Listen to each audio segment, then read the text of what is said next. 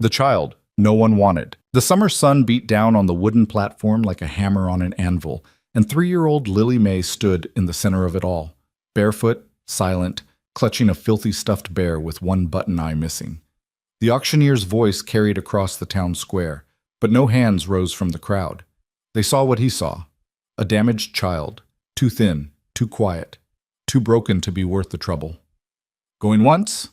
Going twice? The gavel began its descent toward a life sentence in the territorial institution. Then a voice cut through the heat like a knife through butter. "I'll take her." Welcome to a story about the moment everything changed, when one man's choice rewrote a child's destiny. Stay with us until the end, hit that like button, and comment your city below so we can see how far Lily's story travels across the world. The town of Redemption Flats, Montana Territory, had seen its share of summer auctions, but the crowd that gathered in the square on that blistering July afternoon in 1883 came for merchandise, not miracles. Wagons lined the dusty streets.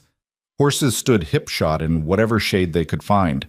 The mercantile had opened its doors wide, hoping to catch the overflow of people with money burning holes in their pockets. But the platform in the center of the square wasn't for livestock or furniture. It was for children. Orphan auctions had become common enough in the territories. A practical solution, they called it, to the problem of too many parentless children and too few institutions willing to house them. The territory didn't have the resources of the eastern states. Out here, a child either found a family or found a grave. The auction was supposed to be the humane option.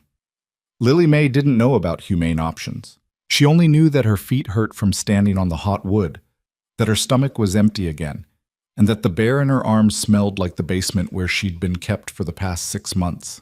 She was 3 years old, though she looked younger. Hunger had a way of stealing inches from a child. Her dress, if the gray sack could be called that, hung loose on her frame, stained with things best not examined too closely. Her dark hair had been cropped short, uneven, as if someone had taken shears to it without bothering to look. Her eyes, large and brown, stared out at the crowd with the kind of emptiness that made grown men look away. The auctioneer, a round man named Chester Paulson, didn't look at her much either. He'd learned early in his career that eye contact with the merchandise made the job harder. "Lot 17, he called out, consulting his ledger. "Female child, approximately 3 years of age. Healthy enough, quiet disposition." He paused and the crowd shifted.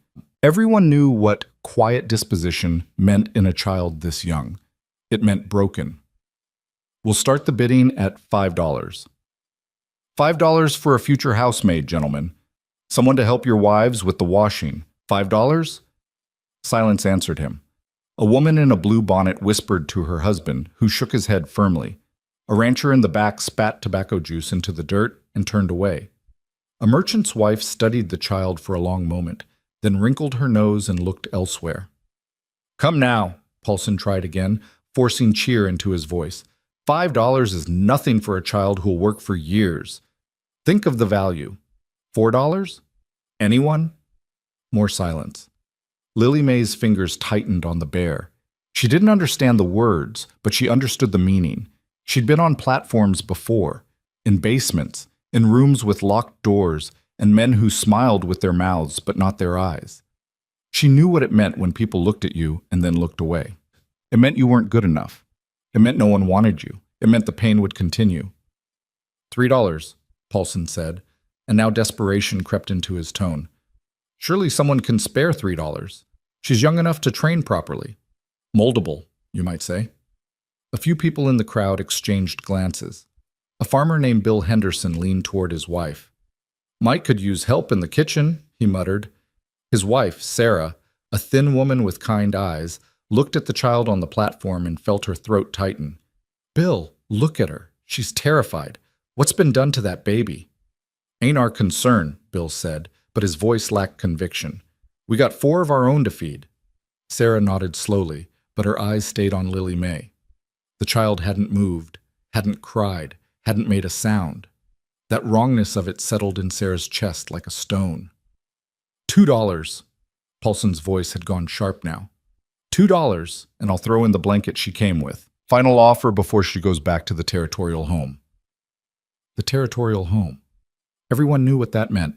The place where children went when no one wanted them. The place with bars on the windows and locks on the doors. The place where childhood went to die in 18-hour work shifts and bowls of watery gruel. Still, no hands rose. Paulson sighed and reached for his gavel. Very well. Lot 17 will be returned to... I'll take her. The voice came from the back of the crowd, deep and rough as gravel, and every head turned. The man who pushed through the gathered people stood well over 6 feet, with shoulders broad enough to block the sun. He wore a black hat pulled low, dark trousers, and a shirt that had seen better days but was clean. His boots were expensive, custom-made, someone would note later, but worn from actual use. His face was weathered, tanned dark from years under the Montana sky, with lines around his eyes that spoke of either laughter or pain. Hard to tell which, but it was his eyes that made people step aside. Gray as a winter sky, cold as mountain snow, and carrying the kind of emptiness that came from loss so profound it carved canyons in a man's soul. Ethan Cole. The name rippled through the crowd in whispers. He owned the largest ranch in 3 territories, they said, raised the finest horses in Montana. Hadn't been seen in town in nearly 5 years, not since his wife died, not since the baby died, not since he'd buried them both on a hillside and walked away from the world. And now here he stood, looking at a broken child on a platform, and saying words no one expected. Paulson recovered first, greed overcoming surprise. Mr. Cole, excellent, excellent. The bid is at $2, sir, if you'd care to... I didn't ask the price, Ethan said quietly. I said I'll take her. Well, yes, of course, but there is the matter of the bidding process. Protocol, you understand. Perhaps we should start at... Ethan pulled a leather wallet from his pocket, extracted several bills, and walked to the platform. He didn't count them, didn't negotiate. He simply placed the money in Paulson's sweaty palm, more money than the man had seen in a month of auctions, and turned to the child. For the first time since being placed on the platform, Lily Mae moved. She took a step backward, clutching the bear tighter, her eyes enormous in her small face. Ethan stopped. He didn't reach for her, didn't speak. He simply lowered himself slowly until he was kneeling on the platform, bringing his eyes level with hers. The wood was hot enough to burn through his trousers, but he didn't move. They looked at each other, the broken man and the broken child, and something passed between them that the crowd couldn't name. Recognition, maybe, or understanding, the kind that comes when 2 people who've lived through darkness see the same shadows in each other's eyes. I'm not going to hurt you, Ethan said, his voice so low only she could hear it. And I'm not going to leave you. You understand? Lily Mae didn't respond, but after a long moment, her eyes flickered to his outstretched hand, calloused, scarred, but steady, and then back to his face. You can bring the bear, Ethan added. The smallest change came over the child's expression. Not a smile. Nothing so dramatic. Just the slightest relaxation in the rigid line of her shoulders, the death grip on the stuffed animal easing by a fraction. Ethan stood slowly and offered his hand again. This time, after a hesitation that felt like eternity, Lily Mae reached out and placed her tiny fingers in his palm. The crowd watched in stunned silence as Ethan Cole, the man who'd locked himself away from the world, who'd spoken to no one, who'd become more ghost than human, lifted the child into his arms and walked through the parted sea of people without a backward glance. Sarah Henderson wiped her eyes with her apron.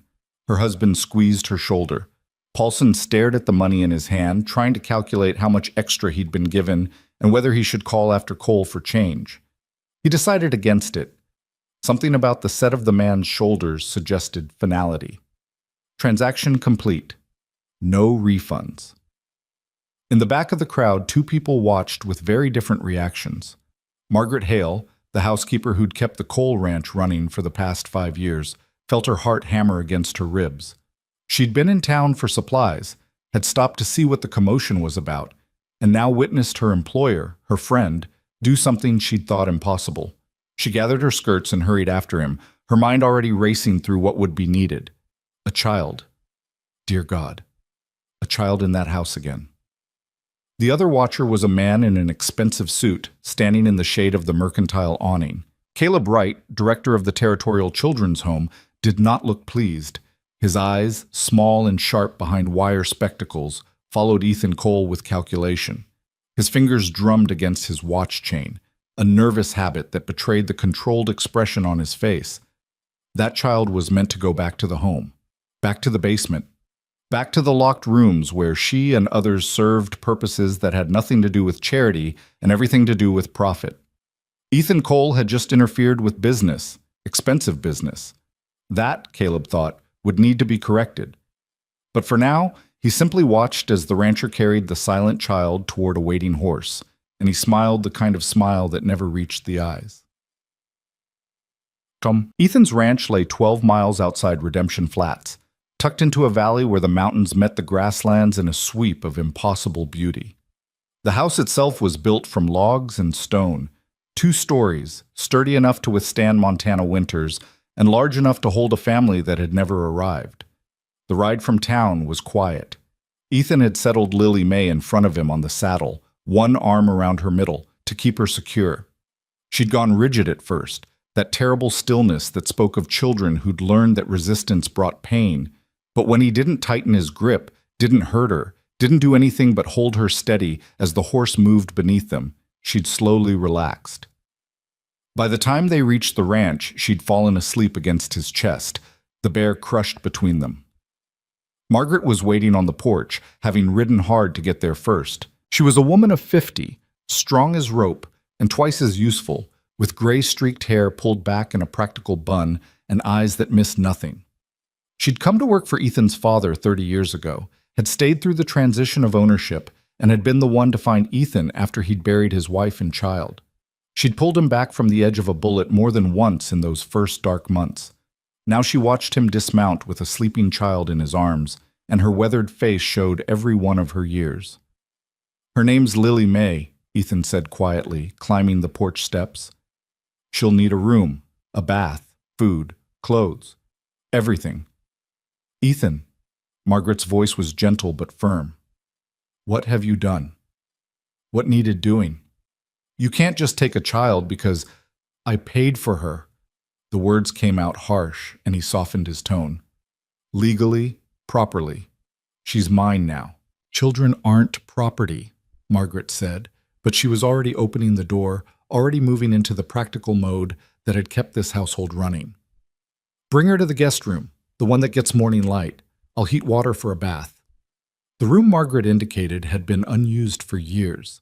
It still held furniture from when the house had been built with the expectation of children, a small bed, a dresser, a rocking chair by the window.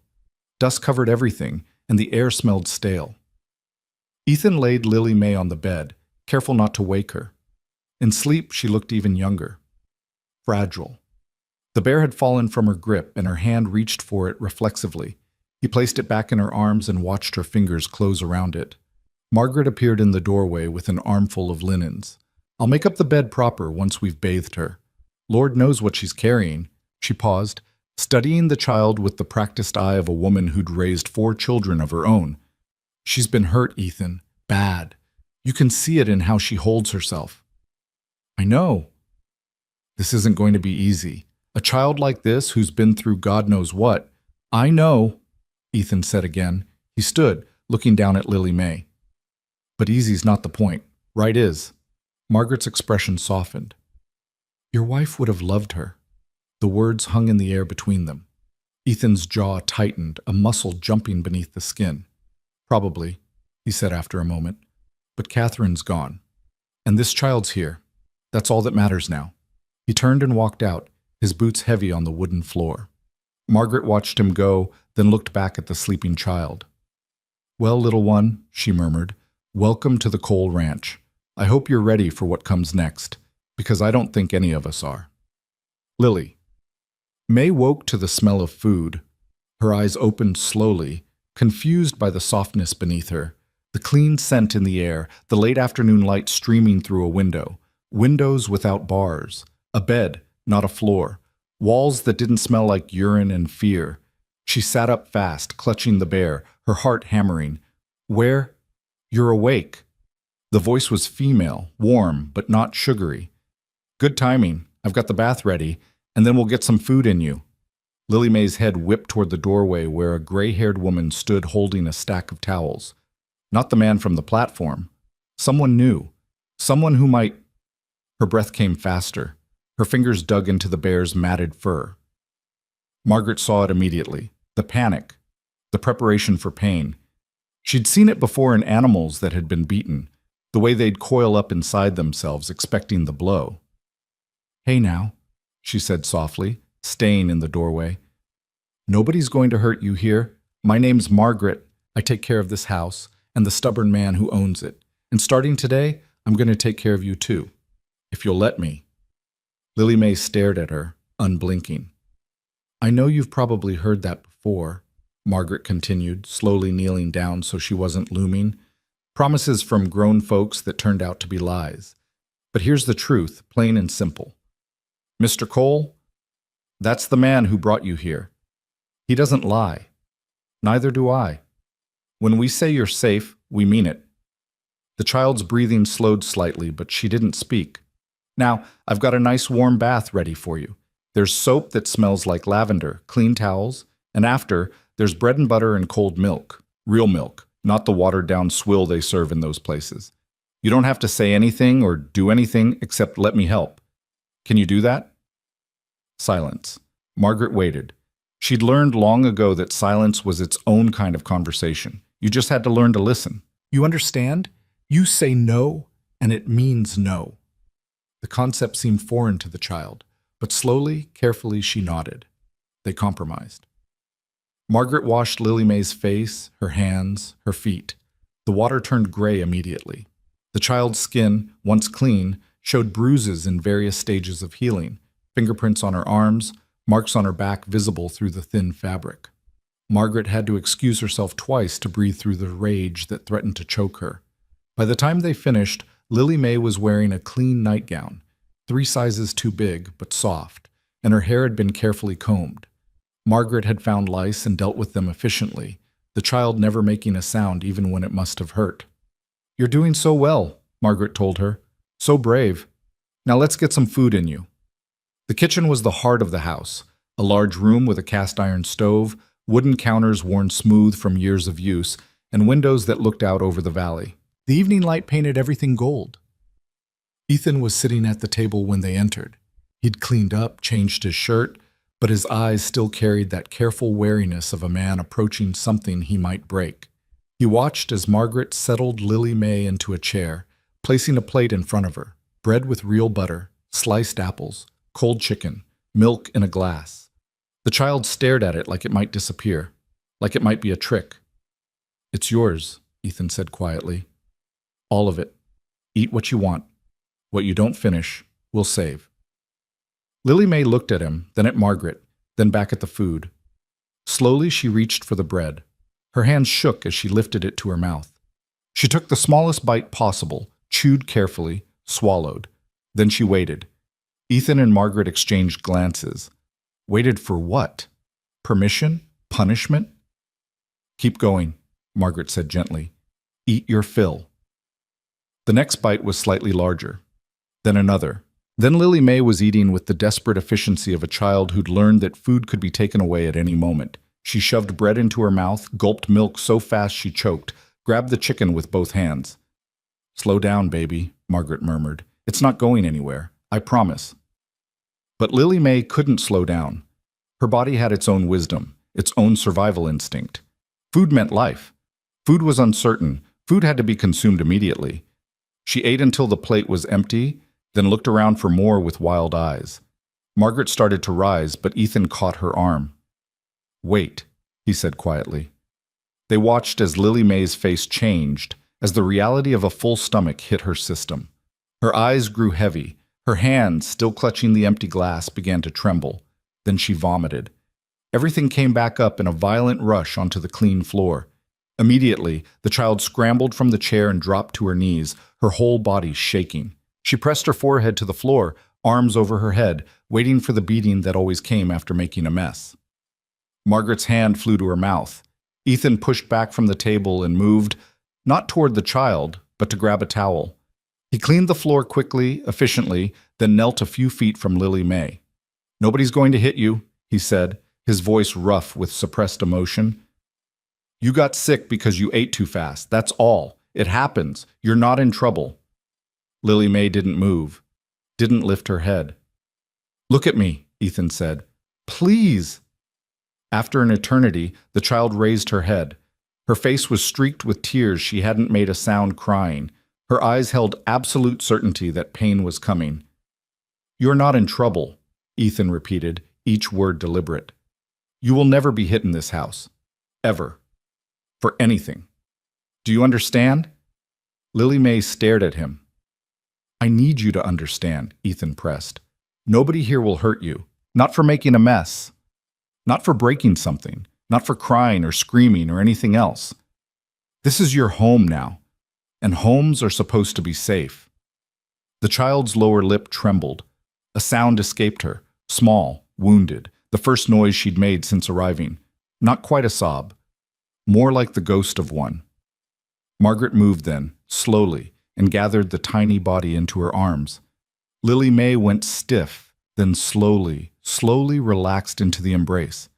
Her face pressed against Margaret's shoulder, and she cried, silently, the way children learn to cry when sound brings punishment. Ethan stood and walked to the window, his hands gripping the sill hard enough to turn his knuckles white. Outside, the sun was setting over the mountains, painting the sky in shades of fire. Behind him, Margaret rocked the broken child and hummed a wordless tune. And somewhere in the house, a clock ticked away the seconds of a day that had changed everything. 3 days passed. 3 days of careful circling, of boundaries being established, of trust being built one microscopic piece at a time. Lily May didn't speak. Not a word. Margaret wasn't sure if she couldn't or wouldn't, but either way, the silence held. The child moved through the house like a ghost, never touching anything without permission, never asking for anything, eating tiny amounts at regular intervals as her stomach learned to accept food again.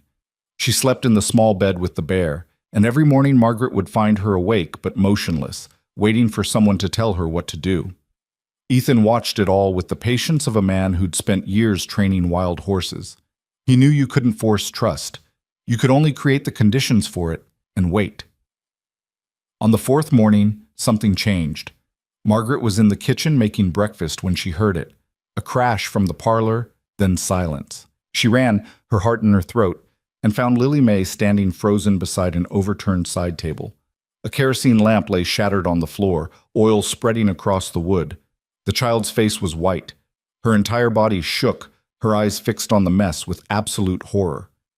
It's okay, Margaret said quickly, moving toward her. It's just a lamp. We can clean. Lily May bolted. She ran for the corner of the room and pressed herself into it, making herself as small as possible, her arms over her head in that terrible, familiar position. Margaret started forward, but Ethan's voice stopped her. I've got this. He'd come from the barn, drawn by the noise. Now he walked slowly into the parlor, assessed the situation, and moved to the corner, not toward Lily May, but to sit down on the floor about 6 feet from her, his back against the wall. That lamp was older than dirt, he said conversationally, as if he were talking to the air. Ugly thing, too. My mother hated it, but my father insisted on keeping it, said it reminded him of his bachelor days. I've been meaning to get rid of it for years. Lily May didn't move, but her breathing changed slightly. In fact, Ethan continued, you did me a favor. Now I don't have to feel guilty about throwing it out. So thank you. Silence.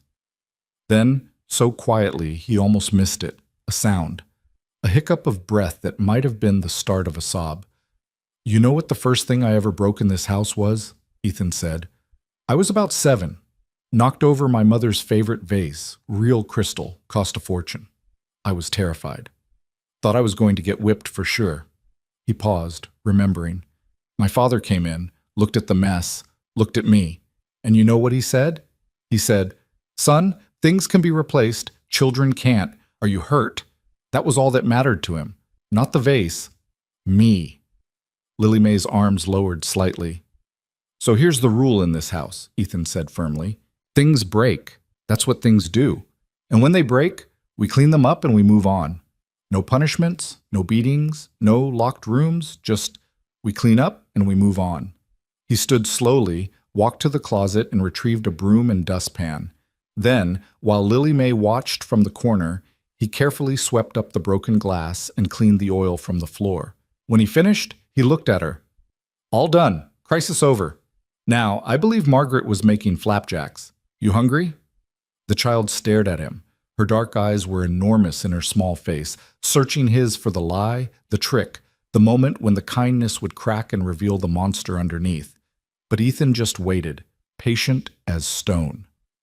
Finally, Lily May nodded, just once, barely visible. Good, Ethan said. Me too. Come on. He held out his hand, not demanding, just offering. And after a long, trembling moment, Lily May stepped out of the corner and placed her tiny fingers in his palm. They walked to the kitchen together, leaving the broken lamp behind. That afternoon, Margaret found Lily May in the parlor, standing in the exact spot where the table had been. She was staring at the floor like she was trying to understand a mystery. Something on your mind, little one? Margaret asked. Lily May looked up at her, then back at the floor. When she spoke, her voice was so rusty from disuse that it came out as barely more than a whisper. Gone. Margaret's heart jumped. First word in 4 days. Yes, sweetheart, she said gently. Mr. Cole cleaned it up. It's all gone. No. Lily May shook her head slightly. No hit. Gone. Understanding dawned. The child was trying to reconcile what she'd expected, punishment, pain, with what had actually happened. Nothing. The punishment was gone. Margaret knelt down, bringing herself to Lily May's level. That's right, baby. No hitting, not ever. That part of your life? It's gone too. You're safe now. Lily May looked at her with eyes too old for her face. Then, in that broken glass whisper, Promise? I promise, Margaret said, and meant it with every fiber of her being. The child studied her for a long moment.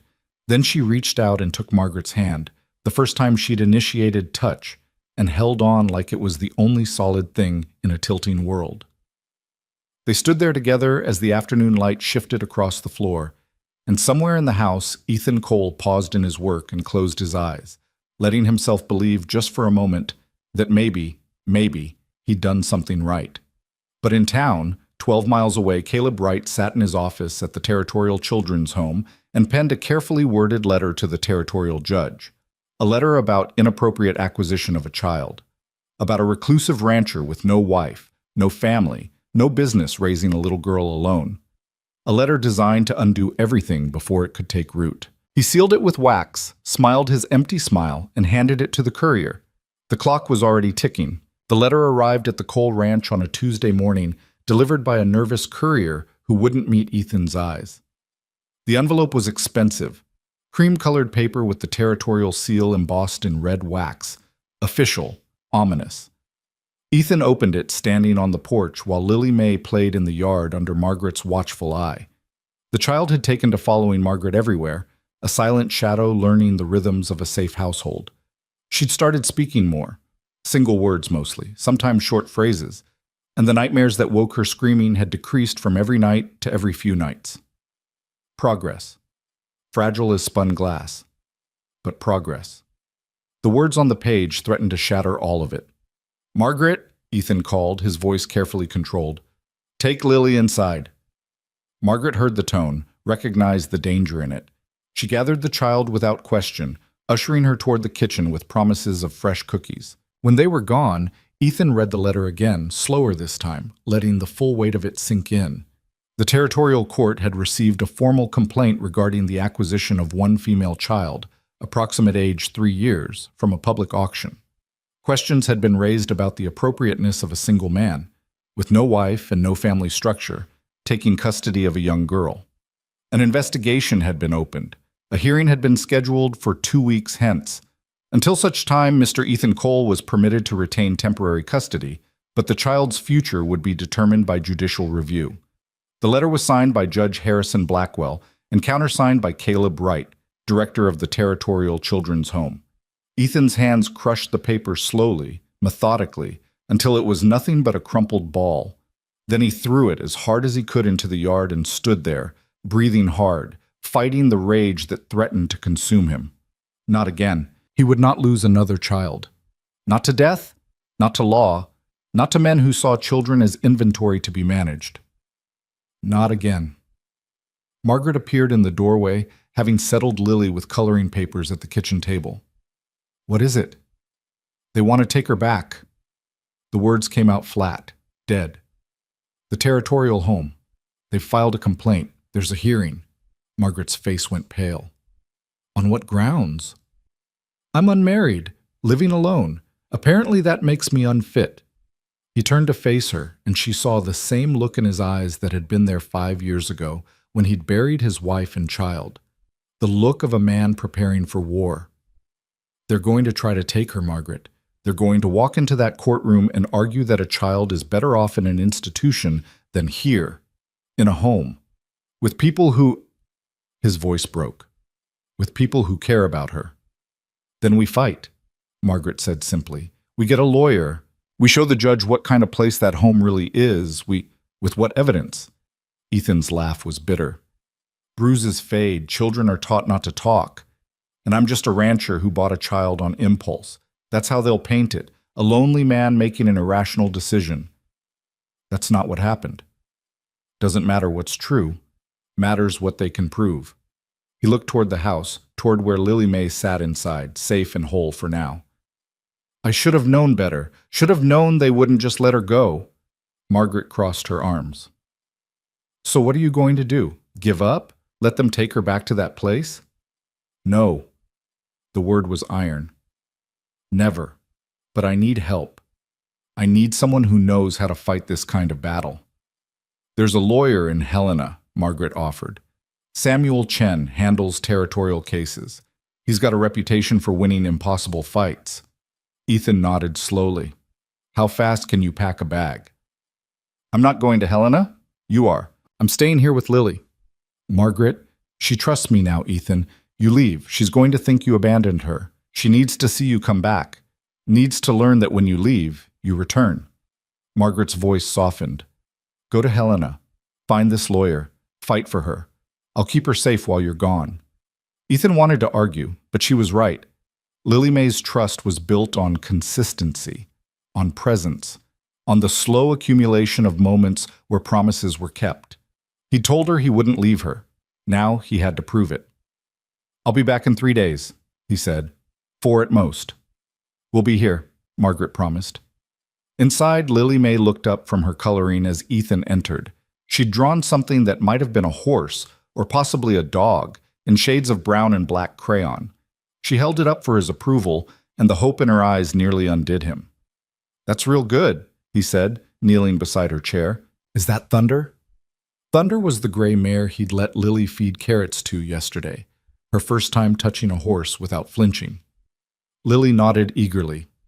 Big, she said, spreading her arms wide. Strong. Like you, Ethan said, and watched her face light up with something he'd never seen there before. Pride. Listen, I need to go into town for a few days. Margaret's going to stay here with you. I'll be back soon, I promise. The light died. Lily May's face went carefully blank the way it did when she was preparing for disappointment. You go, and I come back, Ethan said firmly. Always. When I say I'll be back, I mean it. You understand? She studied him with those 2 old eyes. Men go, not come back. The words hit like a fist to the chest. How many times had this child been abandoned? How many promises had been broken before she'd learned not to believe them? I'm not those men, Ethan said. Watch.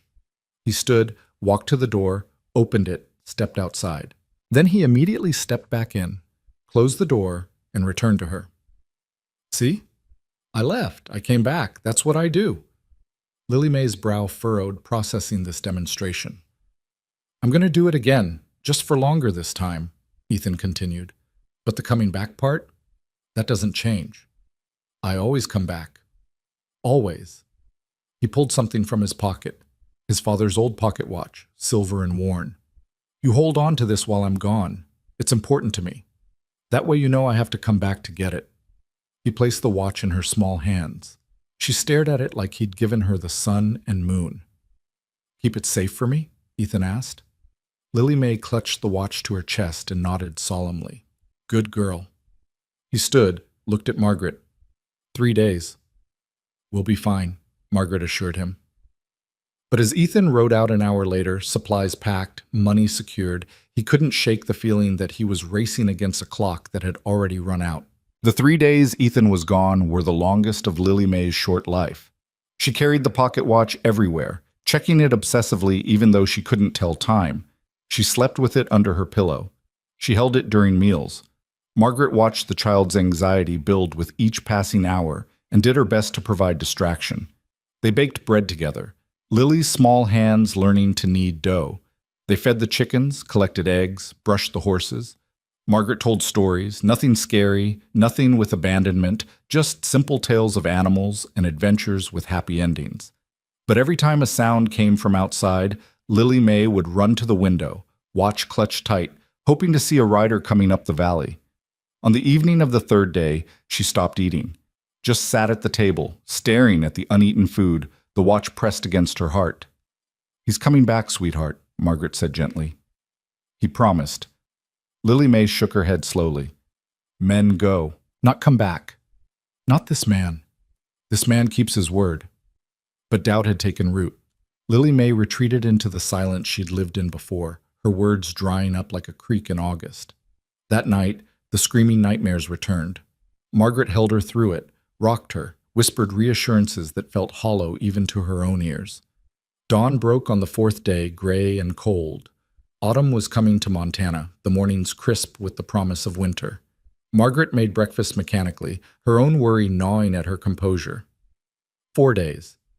He'd said 3, maybe 4. But 4 was almost over and still no sign. Lily May sat at the window, motionless, the watch in her lap. "Come eat, baby," Margaret coaxed. The child didn't respond, didn't even acknowledge she'd heard. Margaret was about to try again when she heard it, the distant sound of hoofbeats, not the usual rhythm of the ranch horses moving in the pasture. This was purposeful. Coming closer. Lily May heard it too. She pressed her face to the glass, her breath fogging it, her whole body tense. The rider crested the hill, and even from a distance there was no mistaking Ethan Cole's silhouette. Tall, straight, coming home. Lily May made a sound Margaret had never heard from her, a cry of pure, anguished relief. She scrambled from the chair, ran to the door, fumbled with the handle her small hands could barely manage. Margaret helped her, and the moment the door opened, Lily May was running across the yard in her nightgown and bare feet, the pocket watch clutched in both hands. Ethan saw her coming and dismounted fast, dropping to one knee just in time to catch her as she threw herself into his arms with the full force of her tiny body. She was sobbing, loud, messy, the kind of crying she'd never allowed herself before, and saying his name over and over like a prayer. "I'm here," Ethan said roughly, holding her tight. "I'm here. I promised, didn't I? I came back." Lily May pulled back just enough to shove the pocket watch at him, her face streaked with tears. "Yours, take. You back." "That's right, I'm back." He took the watch, but then immediately tucked it back into her hands, closing her fingers around it. "But you keep holding it. Keep it safe a little longer, because I'm not going anywhere." She buried her face in his shoulder and cried like the world was ending, and Ethan held her through it, his own eyes burning with the realization of how close he'd come to breaking her trust. 4 days instead of 3. 4 days of a child learning to believe again, then teetering on the edge of losing that belief. Margaret watched from the porch, wiping her own eyes with her apron, and sent up a silent prayer of gratitude. When Lily May's sobs finally subsided into hiccups, Ethan carried her inside and settled at the kitchen table with her still in his arms. She refused to let go, her fists knotted in his shirt. "Did you find him?" Margaret asked quietly. "The lawyer." "I found him." Ethan's expression was grim. "Samuel Chen, smart as they come and mean as a snake when he needs to be. He's coming here tomorrow to prepare. We've got 10 days until the hearing." "What did he say about our chances?" "He said the truth doesn't matter as much as the performance, that we need to be ready for them to paint me as everything from a predator to a fool." His arms tightened around Lily May. "He also said we need to document everything, her condition when I got her progress now, medical testimony if we can get it." "Doc Morrison would help," Margaret said. He's a good man. Chen's already sending word. He'll be here tomorrow too. Ethan looked down at the child in his arms, who had finally stopped crying but still held his shirt like he might disappear. They're going to try to take you away from me, little one. Try to say you'd be better off somewhere else. But I'm not going to let that happen. You hear me? We're going to fight. Lily May lifted her head, her face blotchy and wet. Fight? That's right. Fight to keep you here. Fight to keep you safe. He smoothed her tangled hair back from her forehead. Because you belong here now. This is your home. And I protect what's mine. Something shifted in Lily May's expression. A flicker of the fierceness she'd need to survive what was coming. Mine, she repeated softly. Then, with more force, mine. Yes, Ethan said. Yours, this house, this ranch, Margaret, me, all yours. Nobody's taking that away. She nodded slowly, then settled back against his chest, exhausted from emotion. Within minutes, she was asleep, her fingers still twisted in his shirt. Margaret began preparing food, her movements efficient but tense. What aren't you telling me? Ethan waited until he was sure Lily May was deeply asleep before answering. Chen did some digging. The territorial home is bringing Dorothy Lang to testify. Margaret's hand stilled on the bread dough. Dorothy Lang was Redemption Flat's wealthiest widow, a woman who'd inherited her late husband's mining fortune and spent her time managing what she called charitable endeavors. She was also known for her piety, her rigid views on proper society, and her ability to sway public opinion. What does Dorothy Lang have to do with this? Apparently, she's been wanting to establish a proper orphanage, not the territorial home, something better, she claims, more civilized. And she had her eye on Lily May as one of the first children for her new facility. Ethan's voice went hard. Claims a child of such tender years needs a woman's influence. That a motherless household is no place for a little girl. That I'm, and I quote, ill-equipped to provide the moral and domestic education necessary for proper feminine development. Margaret snorted. That woman wouldn't know proper feminine development if it bit her on her overstuffed bustle. She's had 3 housekeepers quit in as many months because she treats them like slaves. Doesn't matter what we know, matters what she'll say under oath. Ethan shifted Lily May slightly in his arms. Chen says she's a formidable witness, respected, convincing, the kind of woman judges listen to. Then we find someone they'll listen to more. Like who? I'm a rancher who hasn't been to church in 5 years. You're my housekeeper. Who's going to testify for us that has any weight? Margaret thought for a moment, her jaw set. Sarah Henderson. Ethan looked up sharply. Bill Henderson's wife? The same. She was at that auction, saw the whole thing, saw how Lily May looked before you took her. And Sarah Henderson is... She paused, choosing her words carefully. She's everything Dorothy Lang pretends to be. Genuinely good, active in the church, respected, 4 healthy children of her own. If she testifies that you did the right thing, people will listen. Why would she testify for me? I barely know the woman. Because she's been asking about Lily May every time I go to town, Margaret said, asking how she's doing, if she's eating, if she's happy. Sarah saw something in that child that day, something that haunted her. She'll help. I know she will. Ethan nodded slowly. Chen's coming tomorrow at noon. Can you ride to the Henderson place this afternoon? Ask her to be here when he arrives? Consider it done. Margaret wiped her hands on her apron and reached for her riding coat. You keep that baby close and let her sleep. Lord knows she needs it. After Margaret left, Ethan carried Lily May to the rocking chair by the window and settled in, cradling her against his chest.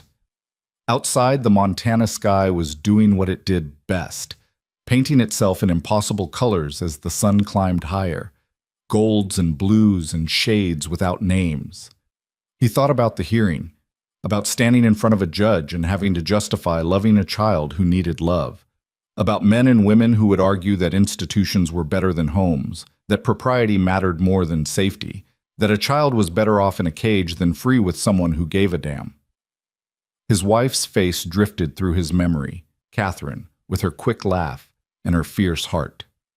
She would have loved Lily May, would have fought like hell for her.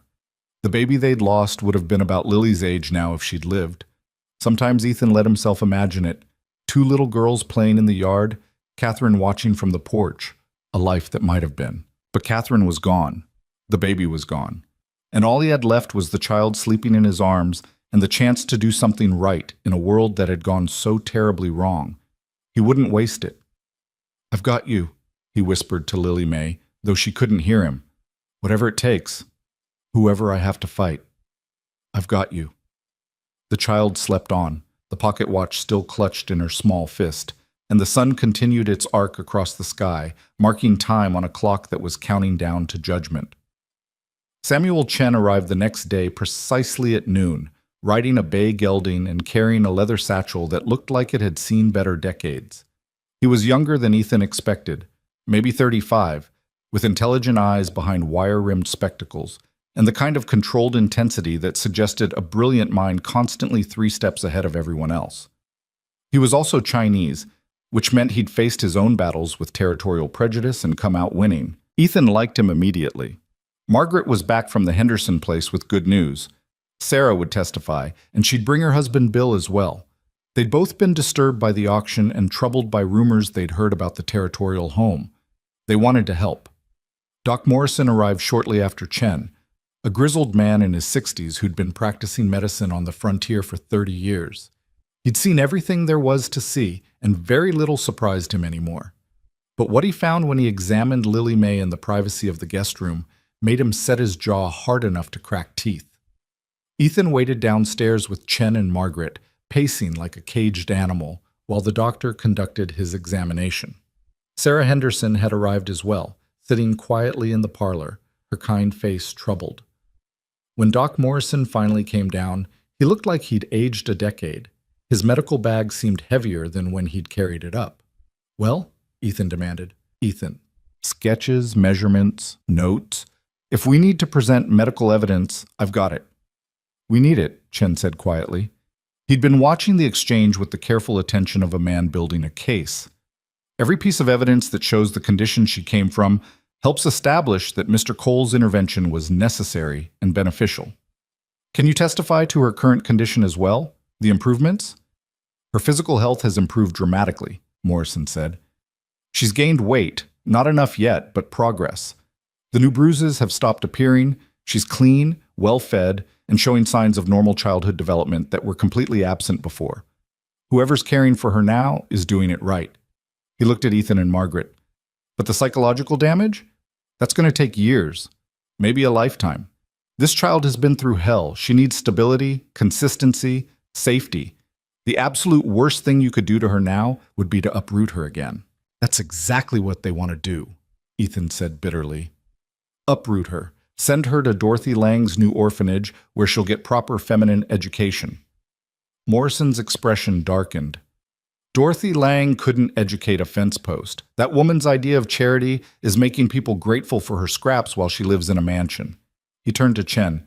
"You put me on that stand and I'll make it clear that moving this child now would be psychological torture." "I'll need that in writing," Chen said. "A formal medical opinion.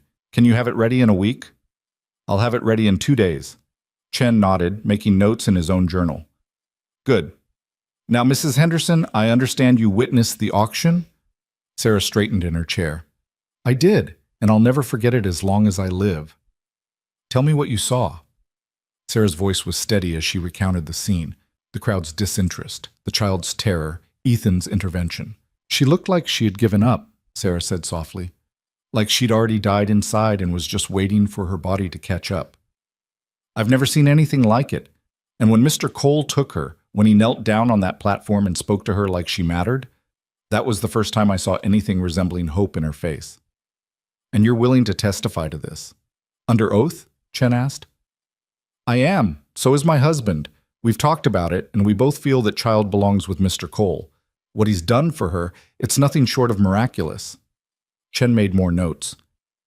"The opposing side will argue that a single man cannot provide appropriate care for a young girl. They'll claim she needs a woman's influence. How would you respond to that?" "I'd say she's got Margaret Hale, who's more woman than Dorothy Lang could ever hope to be," Sarah said firmly. "And I'd say that what a child needs most isn't a proper lady teaching her embroidery. It's someone who won't hurt her, someone who'll keep her safe, someone who'll love her. Gender doesn't matter nearly as much as goodness. Margaret wiped her eyes. Thank you, Sarah. Chen looked around the room, his sharp mind assembling the pieces. Here's where we stand. We have medical evidence of abuse. We have eyewitness testimony of the auction. We have documentation of the child's improvement. What we need now is to prepare for their attacks. He turned to Ethan. They're going to come at you hard. They'll question your motives. They'll suggest impropriety. They'll paint you as impulsive, unstable, possibly dangerous. How do you respond to that? With the truth, Ethan said.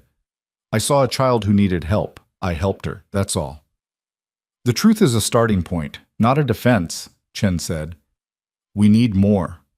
We need character witnesses. People who can speak to your integrity, your stability, your fitness as a guardian.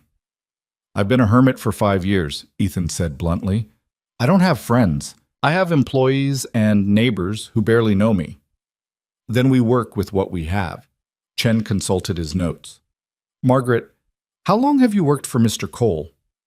30 years, counting when I worked for his father. And in that time, have you ever witnessed him harm anyone? Lose his temper inappropriately? Show any signs of instability or violence? Margaret snorted. Ethan Cole is the most controlled man I've ever known. Sometimes too controlled. After his wife died, he near about died himself from grief, but he never lashed out, never hurt anyone, just went quiet and worked himself half to death. Until that child came along and reminded him how to live again. That's good, Chen said. We use that. The grief, the loss, the redemption.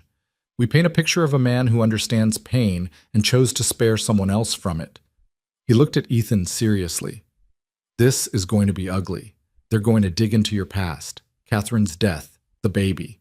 They'll try to suggest you're replacing them, that this is about your grief, not the child's welfare. Let them try, Ethan said coldly. Nothing they say can be worse than what I've already lived through. Don't underestimate Dorothy Lang, Chen warned. She's skilled at making cruelty sound like compassion. She'll stand up there and talk about the child's need for proper moral education, for feminine guidance, for the kind of refinement only a woman can provide, and she'll make it sound reasonable. Then we make the truth louder than her lies, Margaret said. Chen smiled slightly. That's exactly what we're going to do. But we need to be strategic. Doc, I need your medical report to focus not just on past abuse, but on current well-being. Make it impossible for them to argue that the child is suffering in Mr. Cole's care. Done, Morrison said. Mrs. Henderson, your testimony needs to emphasize the child's condition at the auction compared to now. The transformation. Make it visceral. Make the judge feel the difference. Sarah nodded. I can do that. And Margaret, you're going to testify about the daily reality of this household, the routines, the care, the moments that prove this is a real home, not just a roof over the child's head. With pleasure, Margaret said. Chen turned to Ethan Lass. And you need to be ready to explain yourself. Why you bought her, why you're fighting for her, why you're the right person to raise her. Can you do that? Ethan thought about Lily May sleeping upstairs, the pocket watch still under her pillow, about her nightmares that were slowly fading, about the way she'd started to smile, tentative, uncertain, but real, about how she'd cried when he came back, not because she was sad, but because she'd learned to trust him. Yes, he said. I can do that. Good. Chen closed his journal with finality. Then we have 10 days to build a case strong enough to withstand Dorothy Lang, Caleb Wright, and whatever else they throw at us. 10 days to prove that this child belongs exactly where she is. As the others dispersed to their tasks, Morrison to write his report, Sarah to go home and discuss testimony with her husband, Margaret to start dinner, Chen pulled Ethan aside. I need to ask you something, the lawyer said quietly, and I need an honest answer. Go ahead. Why are you really doing this? Not the noble reason, not the one you'll tell the judge, the real reason. Ethan looked at him for a long moment. Then he said simply, because I know what it's like to lose everything. And I know what it's like to believe you'll never get anything back. When I saw her on that platform, I saw someone who'd already accepted that no one was coming, that she wasn't worth saving, and His voice roughened. I couldn't let her believe that. I couldn't let another person in this world think they don't matter. Chen studied him, then nodded slowly. That's what you tell the judge. Exactly that, because that's the truth. And sometimes the truth is enough. And if it's not, then we fight anyway, Chen said, because that's what we do for the people who matter. Upstairs, Lily May woke from her nap, reached under her pillow for the pocket watch, and held it close to her chest. She could hear voices downstairs, deep, serious, the kind that meant important things were happening. She didn't understand all of it, but she understood enough. Someone was trying to take her away from here, from Margaret, from Ethan, from the first place that had ever felt safe. She climbed out of bed, padded to the door, and sat down to listen. Learning, preparing, remembering what she'd learned in the bad places, that survival meant paying attention, meant staying quiet, meant being ready. But this time, for the first time in her short life, she wasn't alone. This time, someone was fighting for her instead of against her, and that made all the difference. The 10 days before the hearing moved like a river during spring thaw, sometimes rushing forward in a torrent of preparation, sometimes slowing to moments so quiet they felt suspended in amber. The ranch became a different place, charged with purpose and weighted with the knowledge that everything balanced on the edge of a single day in court. Chen returned twice more, each time drilling Ethan and Margaret on testimony, refining arguments, anticipating attacks. He was relentless in his preparation, and Ethan understood why the man won cases others wouldn't touch. He didn't just know the law. He knew people, knew how to take a story and make it impossible to dismiss. Doc Morrison delivered his medical report on the third day, and even Chen, who'd seen his share of human cruelty documented on paper, had to set it down and take a moment before continuing. The details were clinical, precise, and absolutely damning. No one could read that report and believe the territorial home was anything other than a house of horrors.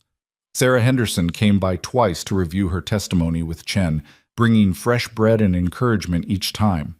Her husband Bill came once, a quiet man who said little, but whose testimony would be simple and devastating. He'd seen the child before, seen her after, and the difference spoke for itself. But it was Lily May herself who changed the most during those 10 days. She'd figured out, with the peculiar intuition of traumatized children, that something important was happening, something that involved her. She didn't understand courts or custody or legal battles, but she understood that people were preparing to fight. And she understood, with a clarity that broke Ethan's heart, that she might be taken away. The nightmares came back with a vengeance. She woke screaming almost every night, and more than once Ethan found himself sitting on the floor beside her bed at 3 a.m, his hand resting on her small back while she sobbed into her pillow. The pocket watch never left her possession. She carried it during the day, slept with it at night, and checked it obsessively as if counting down to some inevitable disaster. On the 7th day, Margaret found her in the kitchen at dawn, standing on a chair to reach the high shelf where the bread was kept.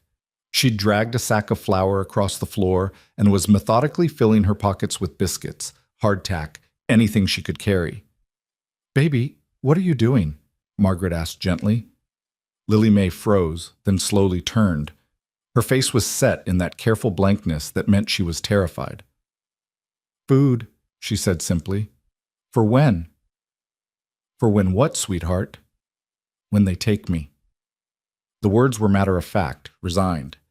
"Need food. They don't feed, not much." Margaret's throat closed. The child was preparing, hoarding supplies for the return to hell because she didn't believe the adults could protect her. Because every other adult in her life had failed her, so why would these be different? "Come here," Margaret said, opening her arms. Lily May climbed down from the chair, slowly, warily, and stood just out of reach. "We're not going to let them take you," Margaret said, kneeling to meet the child's eyes. "Mr. Ethan, me, the lawyer, the doctor, Mrs. Henderson, we're all fighting to keep you here. This is your home. Nobody's taking you away. You don't know." Lily May's voice was small but certain. "Adults say things, don't mean them. They come. They take. Always." "Not always, not this time." "How you know?" It was a fair question, an impossible question, because Margaret didn't know, couldn't promise. The hearing could go either way, and if the judge ruled against them, there would be nothing any of them could do except watch Lily May be carried away.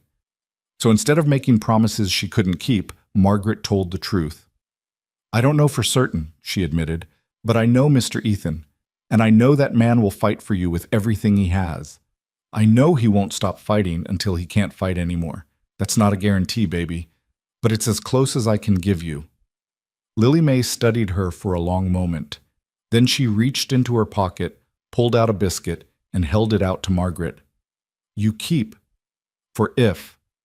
Margaret took the biscuit, her vision blurring. "Okay, I'll keep it safe, just in case." The child nodded, apparently satisfied with this compromise, and went to find Ethan. She'd taken to shadowing him everywhere during these days, as if proximity could prevent separation. She followed him to the barn, sat silent while he worked with the horses, handed him tools he didn't need just to be useful. Ethan never sent her away, never told her to give him space. He understood what she was doing, memorizing him, storing up moments against potential loss. So he talked to her while he worked, explained what he was doing, let her small presence become woven into the fabric of his days. On the 9th day, Chen arrived with news. Dorothy Lang has filed additional testimony. She's bringing 3 women from her charitable committee to speak about the importance of proper feminine education. All respected members of the community, all prepared to argue that a motherless household cannot adequately raise a girl child. "What about Caleb Wright?" Ethan asked. They were standing in the barn while Lily May brushed Thunder's mane with intense concentration. "Is he testifying?" "He'll be there, but he's letting Lang do the heavy lifting. Smarter that way. She comes across as concerned and maternal. He stays in the background as the professional administrator who reluctantly agrees with her assessment." Chen's expression was grim. "They're building a narrative. A lonely, grief-stricken man makes an impulsive decision, takes a child to fill a void left by his dead family, cannot possibly provide the moral and domestic education a young girl requires. The child would be better served in a proper institutional setting with female guidance."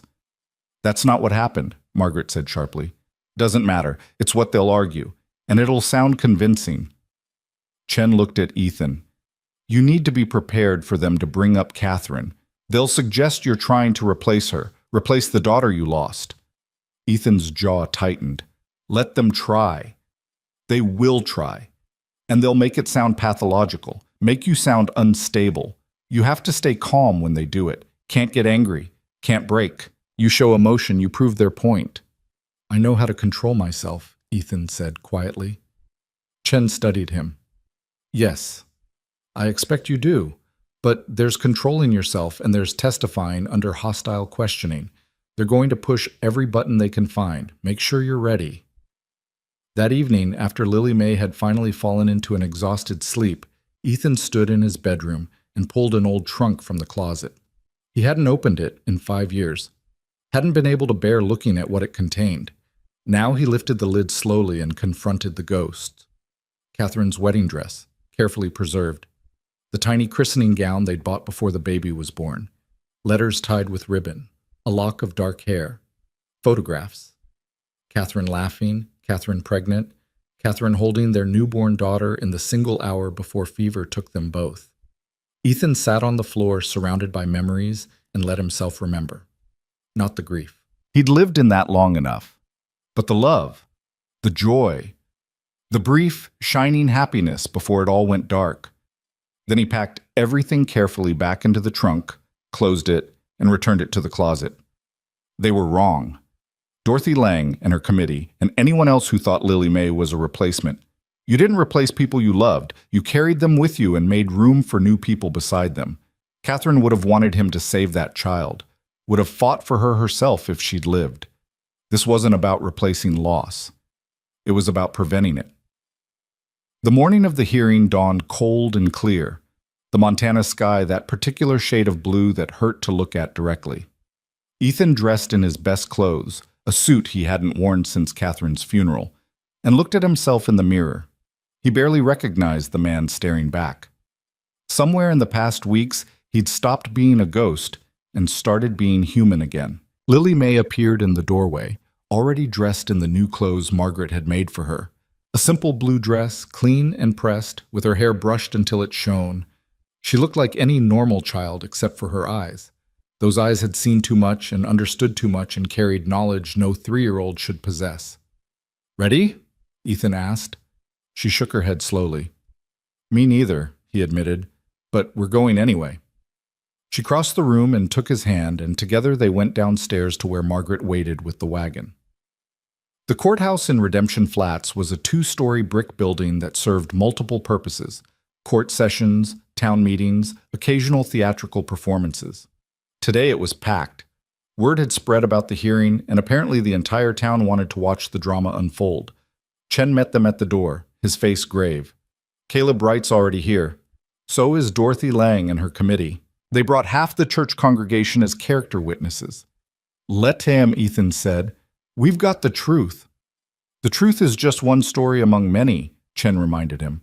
"Don't forget that." They entered the courtroom together, and immediately every head turned. Ethan felt the weight of judgment in those stares, the curiosity and speculation. Lily Mae pressed against his leg, her small hand gripping his with desperate strength. Judge Harrison Blackwell was already seated at the bench, a man in his 60s with steel-gray hair and eyes that suggested he'd heard every lie ever told and believed none of them. He had a reputation for fairness, but also for rigidity. He followed the letter of the law, not the spirit. Chen had warned Ethan this could go either way. Dorothy Lang sat at the opposing table, resplendent in purple silk with a hat that probably cost more than Ethan's horse. She was a handsome woman in her 50s, with the kind of posture that suggested she'd been taught from birth that she was superior. Beside her sat her lawyer, a slick man named Vernon Hayes, who specialized in making cruel things sound charitable.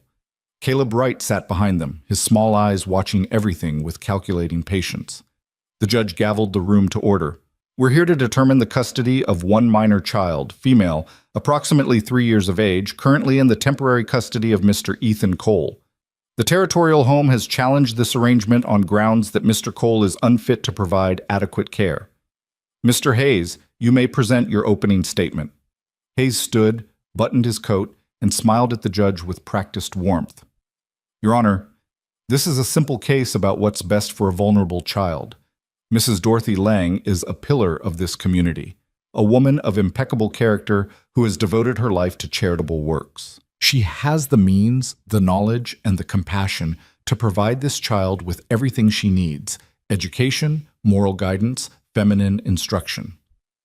Mr. Cole, while perhaps well-intentioned, is a widower who lives alone on a remote ranch. He has no wife, no female relatives, no experience with children. His household consists of himself and a housekeeper.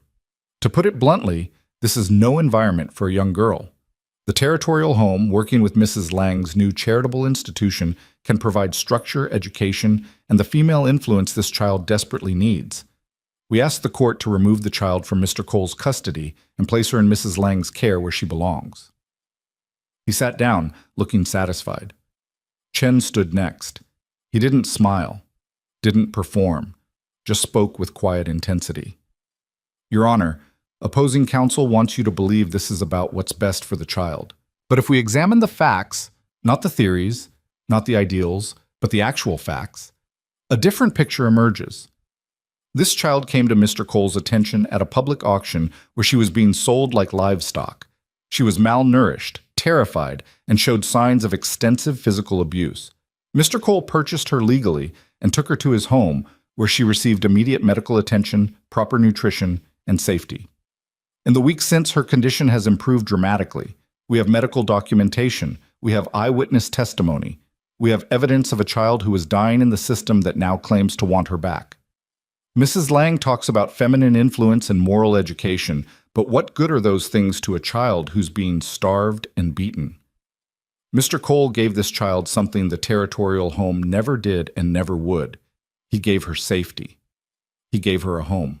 And we're here to prove that taking her away from that would be the cruelest thing this court could do." The courtroom was silent as Chen sat down. Ethan felt Lily Mae's hand tighten in his. Judge Blackwell looked between the two lawyers. "Very well, Mr. Hayes, call your first witness." The petitioner calls Mrs. Dorothy Lang. Dorothy Lang took the stand with the bearing of a queen ascending a throne. She placed her hand on the Bible, swore to tell the truth, and settled into the chair with perfect posture. Hayes approached her gently, like she was precious china. Mrs. Lang, please tell the court about your charitable work.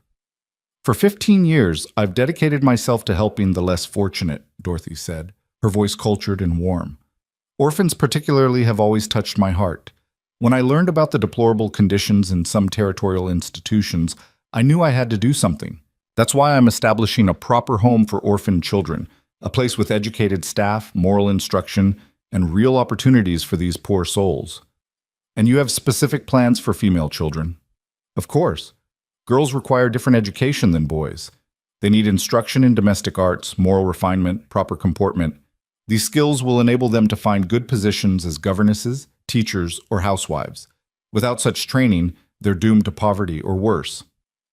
And in your opinion, can a single man provide such training? Dorothy's expression became sorrowful. I'm sure Mr. Cole means well, but a man, no matter how well-intentioned, cannot teach a girl what she needs to know.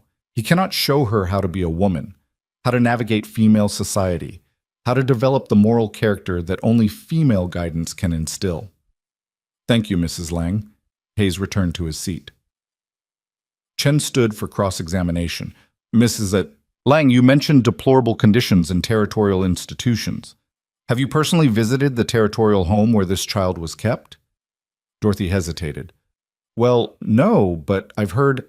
So you have no first-hand knowledge of the conditions there? I have reports from reliable sources. What sources? Mr. Wright has assured me that while the facilities are adequate, they lack the refinement a proper institution should have.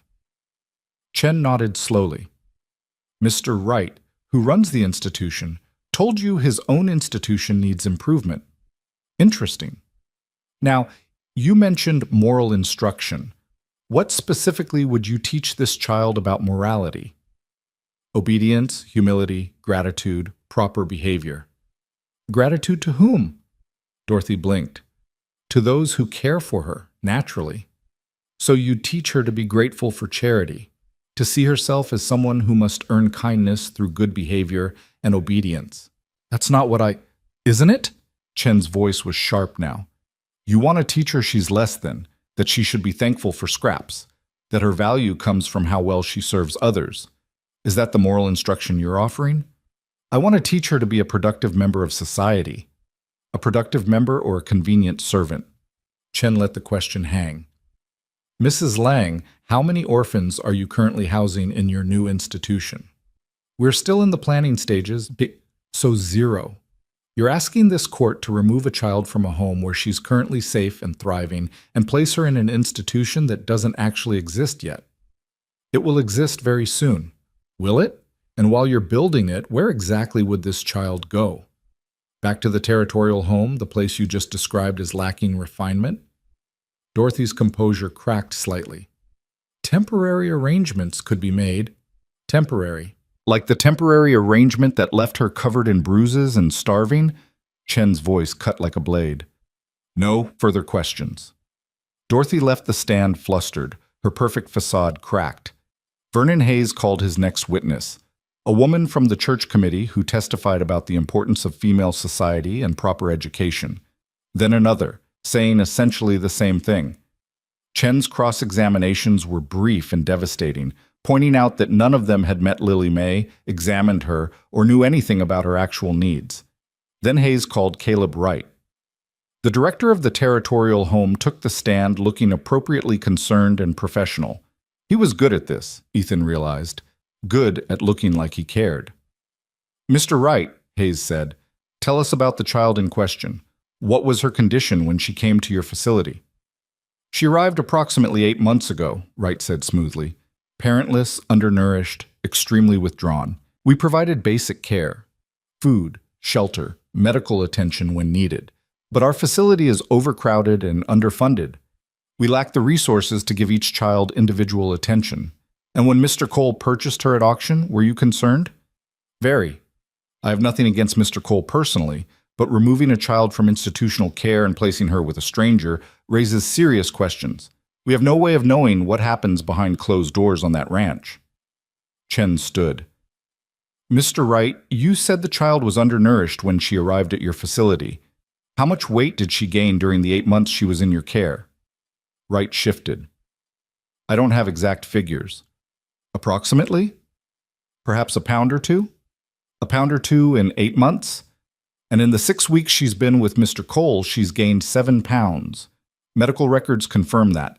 Does that suggest inadequate care? Weight isn't the only measure of, you're right. Let's talk about the bruises. The cigarette burns. The broken bones. All documented by Dr. Morrison as having occurred while she was in your facility. How did those happen? I run a large institution with limited staff. I can't personally supervise every moment of every child's day. So you're admitting children in your care are being abused, and you're doing nothing about it?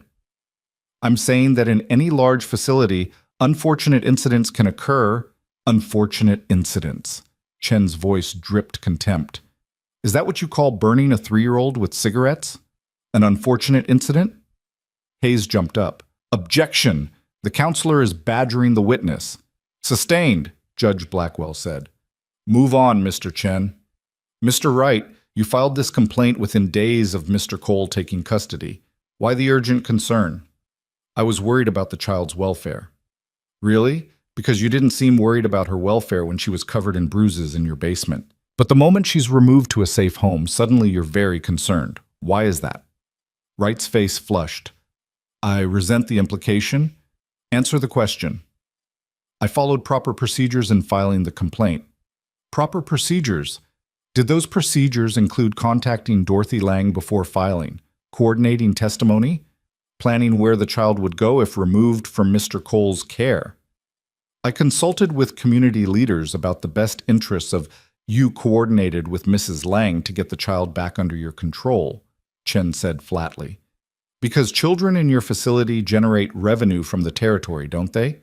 And you were about to lose that revenue stream. That's outrageous, Wright sputtered. Is it?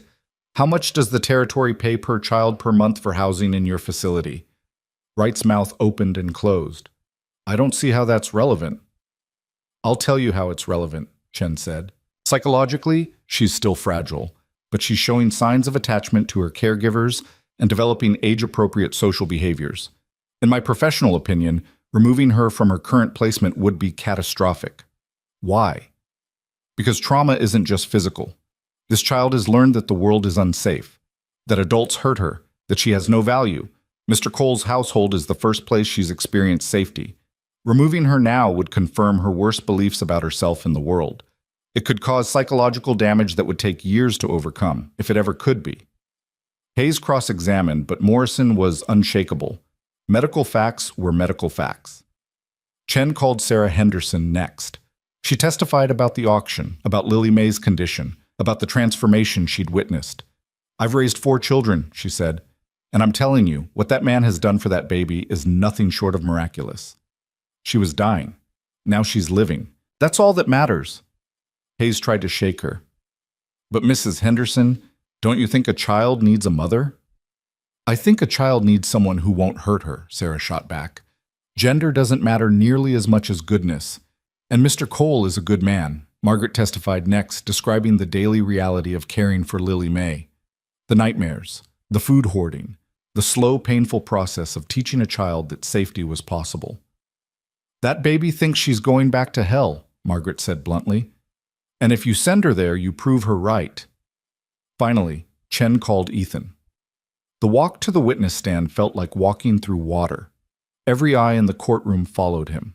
He placed his hand on the Bible, swore the oath, and sat down. Chen started gently. Mr. Cole, why did you purchase Lily May at the auction? Ethan looked at the lawyer, then at the judge, then at Lily May sitting in the front row with Margaret. The child was watching him with absolute focus, the pocket watch clutched in her hands. Because nobody else would, he said simply. And I couldn't let her go back. Why not? Because I knew what going back meant. I saw it in her face. She'd given up. And He paused, searching for words. I've lost people.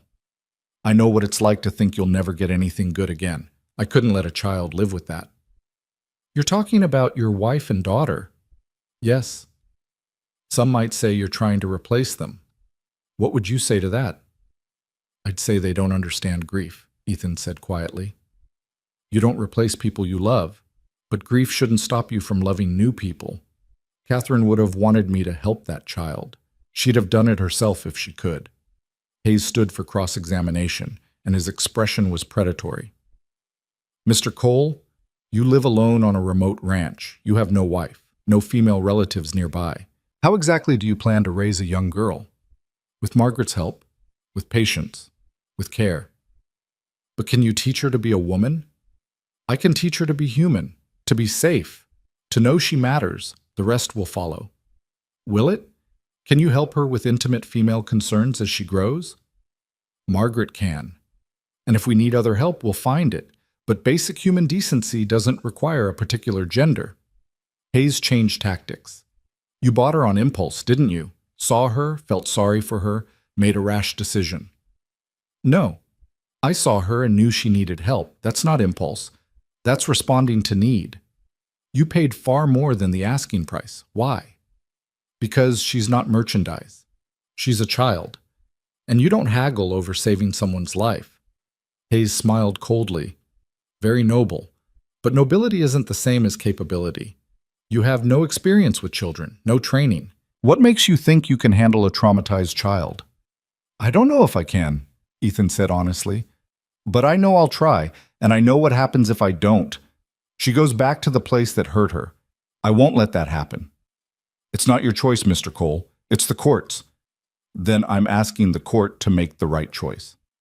Hayes pressed harder, trying to rattle him, but Ethan stayed calm, answered every question honestly, didn't get angry, didn't break. Finally, Hayes said, "No further questions," and sat down looking frustrated. Chen stood for redirect. Mr. Cole, do you love this child? Ethan looked at Lily May. She was watching him with those enormous eyes, the watch pressed to her heart. Yes, he said. I do. Why? Because she's brave. Because she survived things that would destroy most people. Because she trusted me when she had every reason not to. Because she matters. His voice roughened. Because she's mine to protect now, and I don't abandon what's mine. Thank you, Chen said. No further questions. Judge Blackwell looked at his notes. Both sides have presented their cases. I'll take this under advisement and issue a ruling tomorrow morning at 9 o'clock. Court is adjourned. The gavel fell. It was over. All the preparation, all the testimony, all the fighting, over. And now they had to wait. Ethan left the stand and walked to where Lily May sat. She launched herself into his arms, and he held her while the courtroom emptied around them. Did we win? She whispered against his shoulder. I don't know yet, baby, but we tried. We tried as hard as we could. She pulled back to look at him. If they take me, they're not going to. But if they do, her small face was fierce. I'll remember. I'll remember you came back. I'll remember you tried.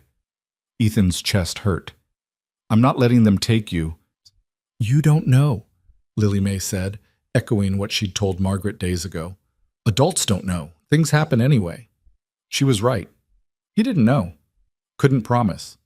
All he could do was wait for a judge to decide whether love mattered more than propriety, whether safety mattered more than social conventions, whether one broken man and one broken child could build something whole together. They rode back to the ranch in silence as the sun set over the mountains, painting the sky in shades of fire and blood, and the pocket watch ticked in Lily May's hands, counting down to judgment. That night, nobody slept. Margaret moved through the house like a spirit, tidying things that didn't need tidying, making tea that nobody drank, standing at windows and staring out at darkness. Ethan sat in the parlor with a book he didn't read, turning pages at random intervals, his mind replaying every moment of the hearing, every answer he'd given, every question he should have answered differently. Lily May lay in her bed upstairs, eyes wide open, the pocket watch ticking beside her pillow like a heartbeat counting down to disaster. She'd learned long ago that sleep made you vulnerable, and tonight vulnerability felt like a luxury she couldn't afford. So she stayed awake, listening to the house settle around her, memorizing the sounds of safety in case she never heard them again. Around 2 in the morning, Ethan heard small footsteps on the stairs. He looked up to find Lily May standing in the doorway in her nightgown, the watch clutched in both hands. "Can't sleep?" he asked quietly. She shook her head. "Me neither." He set the book aside and patted the chair beside him. "Come here." She crossed the room and climbed into the chair, curling against his side like a cat seeking warmth. He put his arm around her and they sat together in the lamplight, not speaking, just existing in the same space while the clock on the mantel ticked toward morning. "Tell me about her," Lily May said suddenly. "Your wife." Ethan stiffened slightly. "Why?" "The mean lady said you want me because of her, because of the baby. I want to know if it's true." Out of the mouths of children came the questions adults were too polite to ask. Ethan looked down at the small face tilted up toward his, so serious, so ready to accept whatever truth he told her. "Her name was Catherine," he said slowly, "and she was the kind of person who made everything better just by being in the room. She laughed loud, talked louder, never met a stranger. When she died, it felt like the world lost its color." "And the baby?" "We named her Rose. She lived for 1 hour." His voice went rough. "Catherine died of fever a day later. I buried them together on the hill behind the house." Lily May processed this solemnly. "Do you go there? To the hill?" "Not in 5 years. Couldn't bear it." "But you could bear me." It wasn't a question exactly, more like she was working through a puzzle. Ethan tried to find the right words to explain something he barely understood himself. "You're not a replacement," he said finally. You're proof that I can still care about something, that grief doesn't have to be the end. Catherine would have loved you, would have fought for you just like I'm fighting. So no, you're not here because of her. You're here because of you, because you needed someone, and I could be that someone."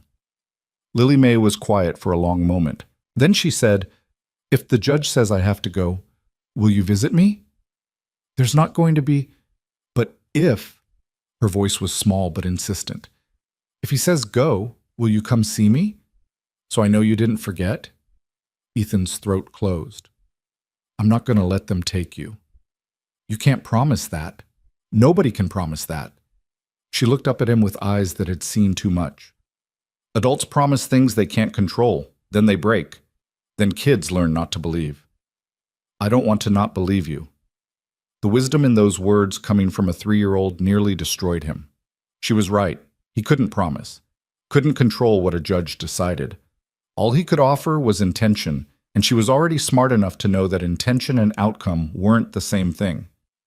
"If the worst happens," he said carefully, "if the judge makes a decision I can't change, I will move heaven and earth to stay in your life.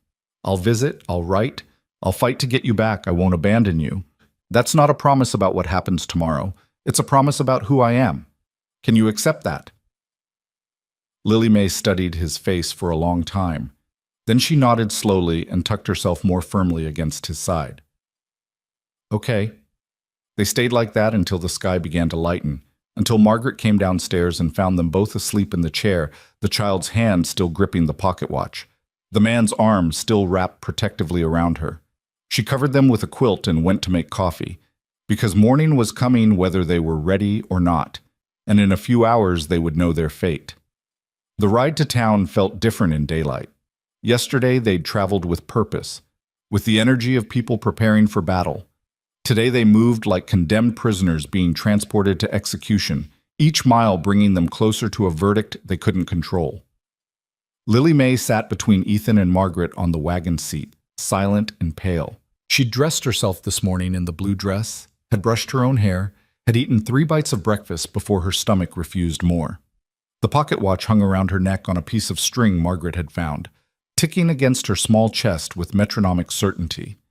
The courthouse was already crowded when they arrived. Apparently, the entire town planned to witness the conclusion of the drama.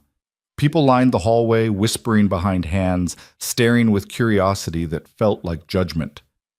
Lily May pressed closer to Ethan's leg, and he rested his hand on her shoulder as they walked through the gauntlet. Chen met them inside, his face giving nothing away. "Judge Blackwell is reviewing his notes. We'll be called in soon." "Any indication which way he's leaning?" Margaret asked quietly. "None. Blackwell's known for keeping his deliberations private. Could go either way." Chen looked down at Lily May. "How are you holding up, little one?" She didn't answer, just stared at him with those enormous eyes. "She didn't sleep," Ethan said. "Neither did I," Chen admitted. "This is the part I hate. The waiting, the not knowing." He checked his watch. 5 minutes. Those 5 minutes stretched like hours. Ethan watched the second hand sweep around the face of the courthouse clock, each tick marking time they couldn't get back.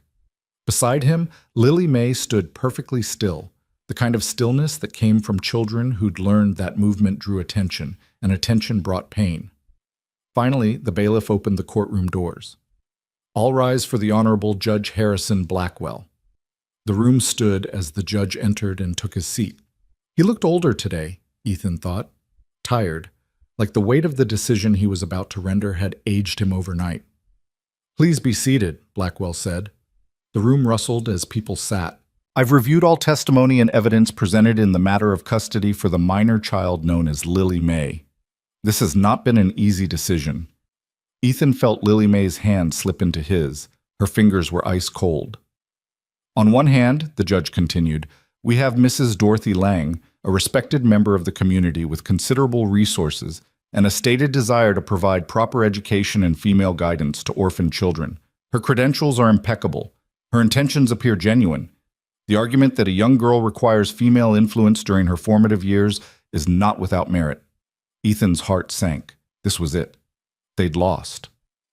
"However," Blackwell said, and the word hung in the air like a lifeline, "credentials and intentions must be weighed against reality. And the reality is this: the child in question was failing in the institutional care that now claims to want her back. Medical evidence shows extensive abuse, malnutrition, and neglect during her time at the territorial home. In contrast, her physical and psychological condition has improved dramatically in Mr. Cole's care." The judge looked directly at Caleb Wright, and his expression hardened. "Mr. Wright, your facility will be subject to a full territorial investigation. The conditions described in Dr. Morrison's report are unacceptable and possibly criminal. You are hereby ordered to provide full access to all children in your care for medical examination within 30 days. Wright's face went white, then red. He started to stand, but his lawyer pulled him back down. Blackwell turned to Dorothy Lang.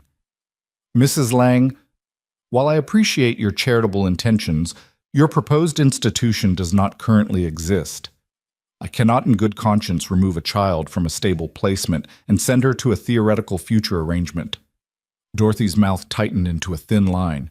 "Furthermore," the judge continued, "the argument that Mr. Cole cannot provide adequate care due to his unmarried status is not supported by the evidence. He has Margaret Hale, a woman of proven character and experience, assisting with the child's care.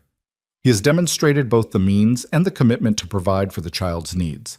And most significantly," Blackwell paused, looking at the papers before him, "the child herself has formed an attachment to him. Dr. Morrison's testimony made clear that severing that attachment now would cause psychological harm." Lily May's grip on Ethan's hand tightened to the point of pain. "The court recognizes that this is not a traditional family structure," Blackwell said, "but the law does not require tradition. It requires the best interests of the child. And in this case, those interests are served by stability, safety, and continuity of care." He picked up his gavel.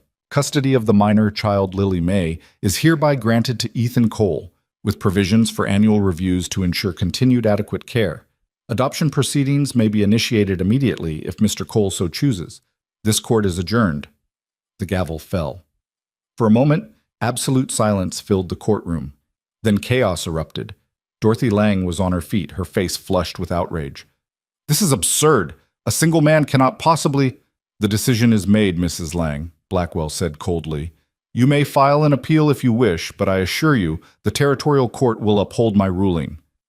Caleb Wright was already pushing toward the exit, his lawyer trailing behind, both of them looking like they'd just watched their empire crumble. Hayes gathered his papers with sharp, angry movements, shooting venomous looks at Chen, but Ethan barely noticed any of it.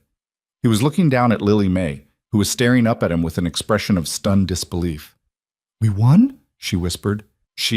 "We won," he confirmed, his voice rough with emotion he couldn't quite control. "I can stay?" "You can stay, forever." You're mine now. Legally. Actually, forever. Lily May's face crumpled. She made a sound that was half sob, half laugh, and threw her arms around his neck with enough force to nearly knock him backward. He caught her, lifted her, held her as she cried into his shoulder, not the silent tears of trauma, but the loud, messy sobs of relief. Margaret was crying too, not bothering to hide it. She wrapped her arms around both of them, and they stood there in the middle of the courtroom while people filed past, while Dorothy Lang made angry pronouncements to anyone who would listen, while Chen gathered his papers with a small, satisfied smile. Sarah Henderson stopped on her way out, her eyes wet. "I'm so happy for you," she said. "All of you. That baby belongs with you." "Thank you," Ethan managed, "for everything." She squeezed his arm and moved on. Chen approached, briefcase in hand. "Congratulations. Though I have to say, it was closer than I'd have liked. Blackwell was on the fence until the very end." "What changed his mind?" Margaret asked. "Hard to say for certain, but if I had to guess..." Chen looked at Lily May, who had her face buried in Ethan's shoulder. "I think it was her. The way she held on to you during the hearing, the way she watched you when you testified. Kids that young can't fake attachment. He saw that she'd chosen you, and he respected it." "What happens now?" Ethan asked. "With the adoption?" "I'll start the paperwork tomorrow. Should take a few months to finalize, but it's a formality at this point. The hard part's over." Chen extended his hand. "You fought for her. You won. Not many people would have done what you did." Ethan shook his hand.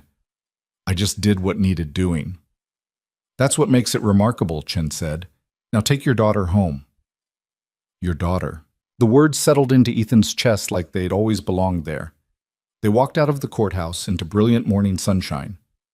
The crowd had mostly dispersed, though a few people lingered to offer congratulations or simply stare. Ethan ignored them all, focused entirely on getting Lily May to the wagon and starting the journey home. But as they reached the street, a voice stopped them. "Mr. Cole, a word, if you please." Ethan turned to find Caleb Wright standing behind them, his face carefully composed but his eyes burning with rage. "We have nothing to discuss," Ethan said coldly. "Oh, I think we do." Wright's smile was poisonous. "You may have won today, but this isn't over. I have friends in the territorial government, connections. This investigation Blackwell ordered? It won't find anything, and when it doesn't, I'll be filing a formal complaint about your fitness as a guardian. I'll make your life very difficult, Mr. Cole. You and that little..." He didn't get to finish. Ethan handed Lily May to Margaret, took 3 steps forward, and grabbed Wright by the front of his expensive coat. He didn't shake him, didn't yell, just looked into the man's eyes with an expression that promised violence if necessary. "You listen to me very carefully," Ethan said, his voice quiet and absolutely lethal. "You go near my daughter again, you so much as speak her name, and I will end you. Not legally, not through courts. I will personally see to it that you regret every breath you take. Do you understand me?" Wright's face had gone pale. He tried to pull away, but Ethan's grip was iron. "I asked if you understand." "You're threatening me," Wright managed, "in front of witnesses." "I'm promising you," Ethan corrected. "There's a difference. Now answer the question." I understand." Ethan released him with enough force to send him stumbling backward. "Good. Now get out of my sight." Wright straightened his coat with shaking hands, shot one last venomous look at them all, and hurried away. His lawyer followed, already arguing in low tones about next steps and appeals. Margaret stared at Ethan with wide eyes. "That was necessary," Ethan finished. "Men like Wright only understand one language. Now he knows where I stand." He took Lily May back from Margaret, and they continued to the wagon. As they climbed aboard, Lily May tugged on his sleeve. "What?" he asked. "You called me your daughter," she said softly. "To the mean man, you said, 'my daughter.'" Ethan looked at her. "That's what you are." "But the judge didn't say..." "The judge gave me custody. The adoption will make it official." "But Lily May..." He cupped her small face in his hand. "You became my daughter the moment I took you off that platform. Everything since then has just been the world catching up to what I already knew." Her eyes filled with tears again. "Can I call you Papa?" The question hit him like a physical blow. Papa. The word his own daughter would have said if she'd lived long enough to learn speech. The word he'd thought he'd never hear. Yes, he said, his voice breaking.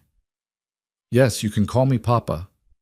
Lily May smiled then, a real smile, full and bright and absolutely transformative.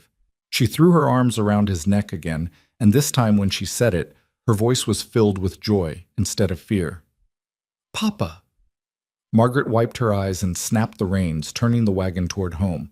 Behind them, Redemption Flats receded into the distance, along with courtrooms and judges and people who thought they knew what was best for a child they'd never bothered to know.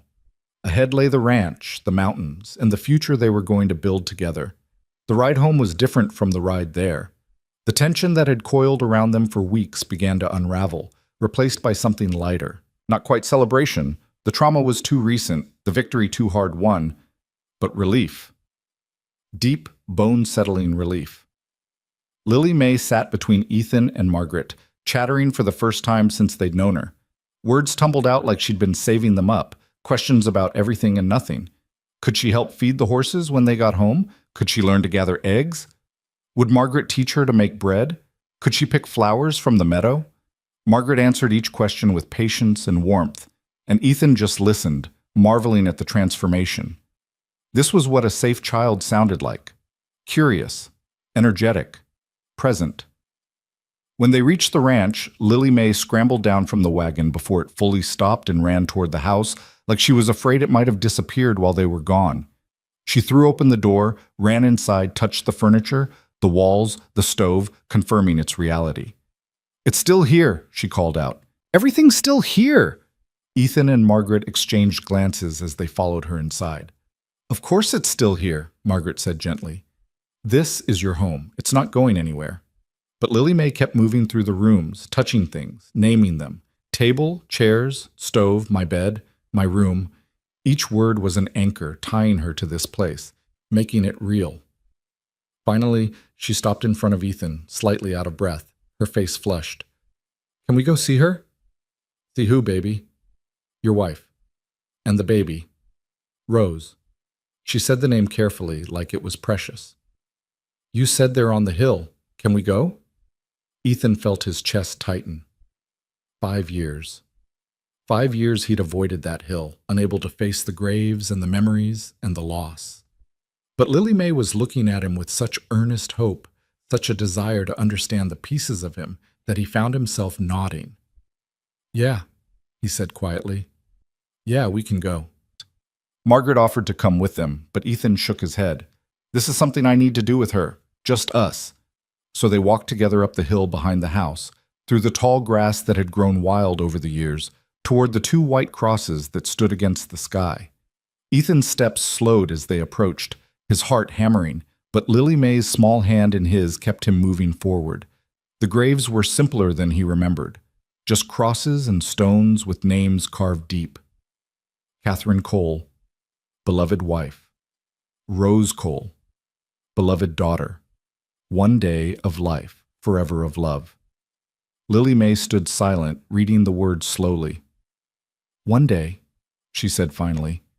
"That's not very long." "No," Ethan agreed. "It's not." "But you still love her, even though she only lived 1 day." "Yes." Lily May processed this. Then love doesn't need long to be real. The wisdom in that statement made Ethan's throat close. "No, sweetheart, it doesn't." She reached up and it took his hand, not pulling, just holding. "Are you sad we came here?" "I thought I would be," Ethan admitted. "But I'm not. Not anymore." "Why not?" He looked down at her, this fierce little girl who'd survived hell and come out fighting. "Because I'm not coming here alone this time. And that makes all the difference." They stood there for a while in comfortable silence. Then Lily May said, "Can I talk to them?" "Of course." She stepped forward and knelt in the grass, her hand resting on Catherine's stone. "Hello," she said formally. "My name is Lily May. I'm going to be your husband's daughter now. The judge said so today." She paused, thinking. "Margaret says you would have liked me. I hope that's true. I promise I'll take good care of him. He's very sad sometimes, but I think I can help with that. And I'll try to be good. I'm learning how." She moved to Rose's smaller stone. And you're going to be my sister. I never had a sister before. I would have liked to meet you. Her voice got smaller. I'm sorry you only got one day. That's not fair. But Papa says you're still loved, so maybe that helps. She stood, brushed grass from her dress, and returned to Ethan. Okay, I'm ready to go now. They walked back down the hill together, and Ethan felt something shift inside him. The grief was still there. It would always be there. But it no longer owned him, no longer defined every breath he took. Catherine and Rose were part of his story, but they weren't the end of it. Lily May was the continuation, the proof that life could surprise you, that love could find you even when you'd stopped looking for it. When they reached the house, Margaret had dinner ready. A feast to celebrate, she announced. Fried chicken, mashed potatoes, gravy, biscuits, apple pie. Lily May ate until she couldn't eat another bite, then fell asleep at the table, her head pillowed on her arms. Ethan carried her upstairs and tucked her into bed. She stirred slightly, her hand reaching out instinctively. Papa? I'm here. You won't leave? Never. She smiled in her sleep and settled deeper into the blankets. Ethan stood watching her for a long moment, this child who'd changed everything, who'd pulled him back into the world of the living. Downstairs, Margaret had cleaned up and was preparing to head to her own small house on the property. She's going to be fine, she said. Better than fine. She's going to thrive. Because of you, Ethan said. I couldn't have done this without you. You'd have found a way. That's who you are. Margaret pulled on her shawl. Get some sleep, Ethan. You've earned it. After she left, Ethan walked through the house, turning down lamps, checking locks, doing the small domestic tasks that anchored the end of a day. Everything looked the same as it had yesterday, but somehow different. The house no longer felt like a mausoleum. It felt like a home. He climbed the stairs quietly and paused outside Lily May's door. Through the gap, he could see her small form under the quilts, the pocket watch on her bedside table, no longer needed as insurance against abandonment. Tomorrow, Chen would start the adoption paperwork. Tomorrow, they'd begin the slow work of building a real life together. Tomorrow, there would be challenges and setbacks and moments when the past tried to claim them both. But tonight, they had won. They had fought against a system designed to break vulnerable people, and they had won. A broken man and a broken child had found each other and decided that broken pieces could still build something whole. Ethan went to his own room and slept deeply for the first time in 5 years, and the house settled around them like a blessing, keeping watch while they both finally rested. Morning would bring new beginnings. But for now there was just peace, hard-won and precious, wrapping around them like Montana sunshine, warm and golden and real. The investigation into the territorial home began 3 weeks after the hearing, and what it uncovered made even the hardened territorial marshals sick to their stomachs. 23 children had been living in conditions that violated every standard of human decency. Basement rooms with no windows, inadequate food, medical neglect so severe that 2 children required immediate hospitalization, and evidence of systematic abuse that went far beyond what even Doc Morrison had documented. Caleb Wright was arrested on a Tuesday morning, dragged from his office in chains, while reporters from 3 territories watched. His protests of innocence lasted until the marshals showed him the financial records they'd seized, detailed ledgers showing children being rented out to work farms and private homes, with Wright pocketing the payments. Evidence of worse crimes, darker transactions, lay in coded entries that would take months to fully unravel. The trial was swift. Montana Territory didn't tolerate crimes against children, and the evidence was overwhelming. Wright was sentenced to 20 years hard labor in the territorial prison, and the whispers around town suggested he wouldn't survive the first year. Prisoners had their own justice system, and men who hurt children rarely fared well. Dorothy Lang faced no criminal charges, but her social standing crumbled overnight. Her charitable institution never materialized. Her friends quietly distanced themselves. She left Redemption Flat 6 months after the hearing, moving east where nobody knew her story. Some said she remarried. Others said she died alone. Ethan never asked and didn't care. What mattered was that 23 children were removed from hell and placed in homes that actually wanted them. Sarah and Bill Henderson took in two siblings, a boy and girl who'd been at the territorial home for 3 years. Other families stepped forward, motivated by conscience or compassion or simple human decency. One child remained unclaimed. A 5-year-old boy named Jonah with burn scars on his arms and a stutter that made speech almost impossible. He'd been at the home since infancy, abandoned by parents nobody could trace. He was small for his age, prone to violent nightmares, and so withdrawn that he barely seemed present in his own body. Nobody wanted him. Too damaged, they said. Too difficult. Better to send him to another institution, somewhere equipped to handle such cases. Lily May had other ideas. She'd been thriving in the months since the hearing. The nightmares had decreased to once or twice a week. Her vocabulary had exploded as she made up for lost time, asking questions about everything, narrating her days in a constant stream of observation and wonder. She'd gained 12 pounds, and her face had lost that hollow, hunted look. The adoption had been finalized in November, on a cold, clear day when the first snow was falling on the mountains. Judge Blackwell himself had performed the ceremony, his stern face softening as he declared Lily May officially and legally a Cole. She'd worn a new dress Margaret had sewn, and afterward they'd celebrated with cake at the ranch while she practiced writing her new name over and over, Lily May Cole. Now it was early spring, and she'd accompanied Ethan to town for supplies when they'd passed the temporary shelter where the remaining territorial home children were being housed. Jonah had been sitting on the steps alone, his arms wrapped around his knees, rocking slightly. Lily May had stopped walking, just stopped dead in the street and stared at him. "That boy," she said. "Why's he alone?"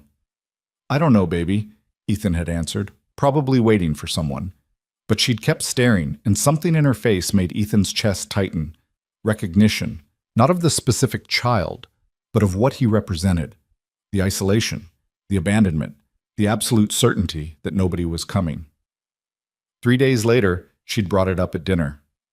"Papa, the boy at the shelter, Jonah, nobody wants him." Ethan and Margaret exchanged glances. "How do you know his name?" "I asked Mrs. Henderson. She said he's been there longest, said he's got problems." Lily May pushed food around her plate. "What kind of problems?" "I don't know the details," Ethan said carefully. "But sometimes children who've been hurt very badly need special care, special patience." "Like me?" "Like you were, yes." Lily May nodded slowly. "And you were patient with me." "Of course I was." "So you could be patient with him too." The direction of the conversation was becoming clear, and Ethan felt his heart rate pick up. "Lily May, he needs a home, Papa. Nobody's going to take him. I can tell. I know what that looks like." Her voice was matter-of-fact, but her eyes were fierce. "And we have room. We have Margaret and you and me. We could make room for one more." "Sweetheart, taking care of you is one thing, but another child, especially one with significant trauma—" "You mean broken," Lily May interrupted. "Like I was broken. Like you were broken after your wife died. Broken doesn't mean not worth fixing." Margaret made a sound that might have been a laugh or a sob. "She's got you there." Ethan looked at his daughter, his fierce, brilliant, impossibly empathetic daughter, and saw the determination in her face. The same determination he'd seen in the mirror when he'd decided to fight for her custody. "Let me think about it," he said finally. "Thinking's just another way of saying no slowly," Lily May said. "Mrs. Henderson told me that." "Did she now?" "She also said that people who've been saved have a duty to save others when they can, that it's how grace works." Lily May set down her fork. "You saved me, Papa. Now we should save Jonah." The simple logic was irrefutable, and somewhere in the back of Ethan's mind, he realized he'd already made the decision. He'd made it the moment Lily May had stopped in the street and recognized herself in another broken child. 2 weeks later, Jonah came to live at the Cole Ranch. The first days were harder than even Ethan had anticipated. Jonah wouldn't speak, wouldn't make eye contact, wouldn't eat unless food was left where he could take it when no one was watching.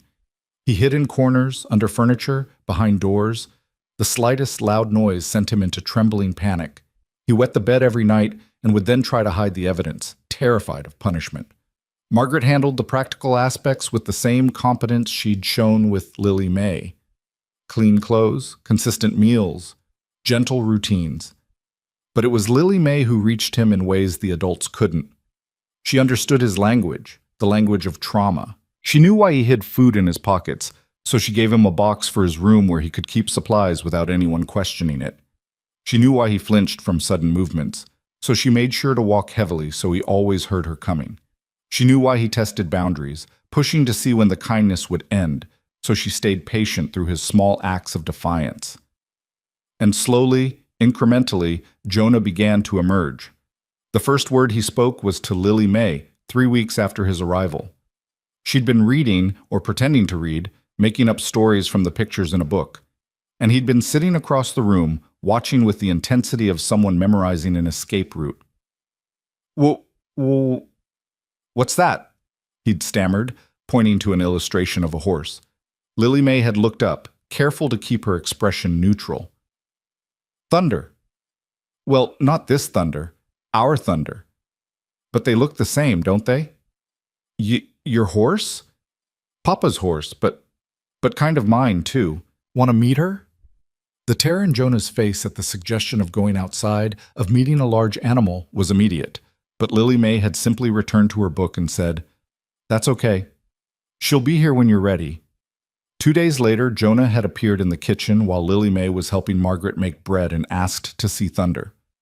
Lily May had grabbed his hand without hesitation and led him to the barn, chattering the whole way about how gentle Thunder was, how she loved carrots, how her favorite spot to be scratched was right behind her ears. Ethan, watching from the house, had felt his throat close as he witnessed his daughter teaching another broken child that the world could be kind, that not all adults hurt, that home was a real thing you could trust. By summer, Jonah was speaking in full sentences, though the stutter remained when he was nervous.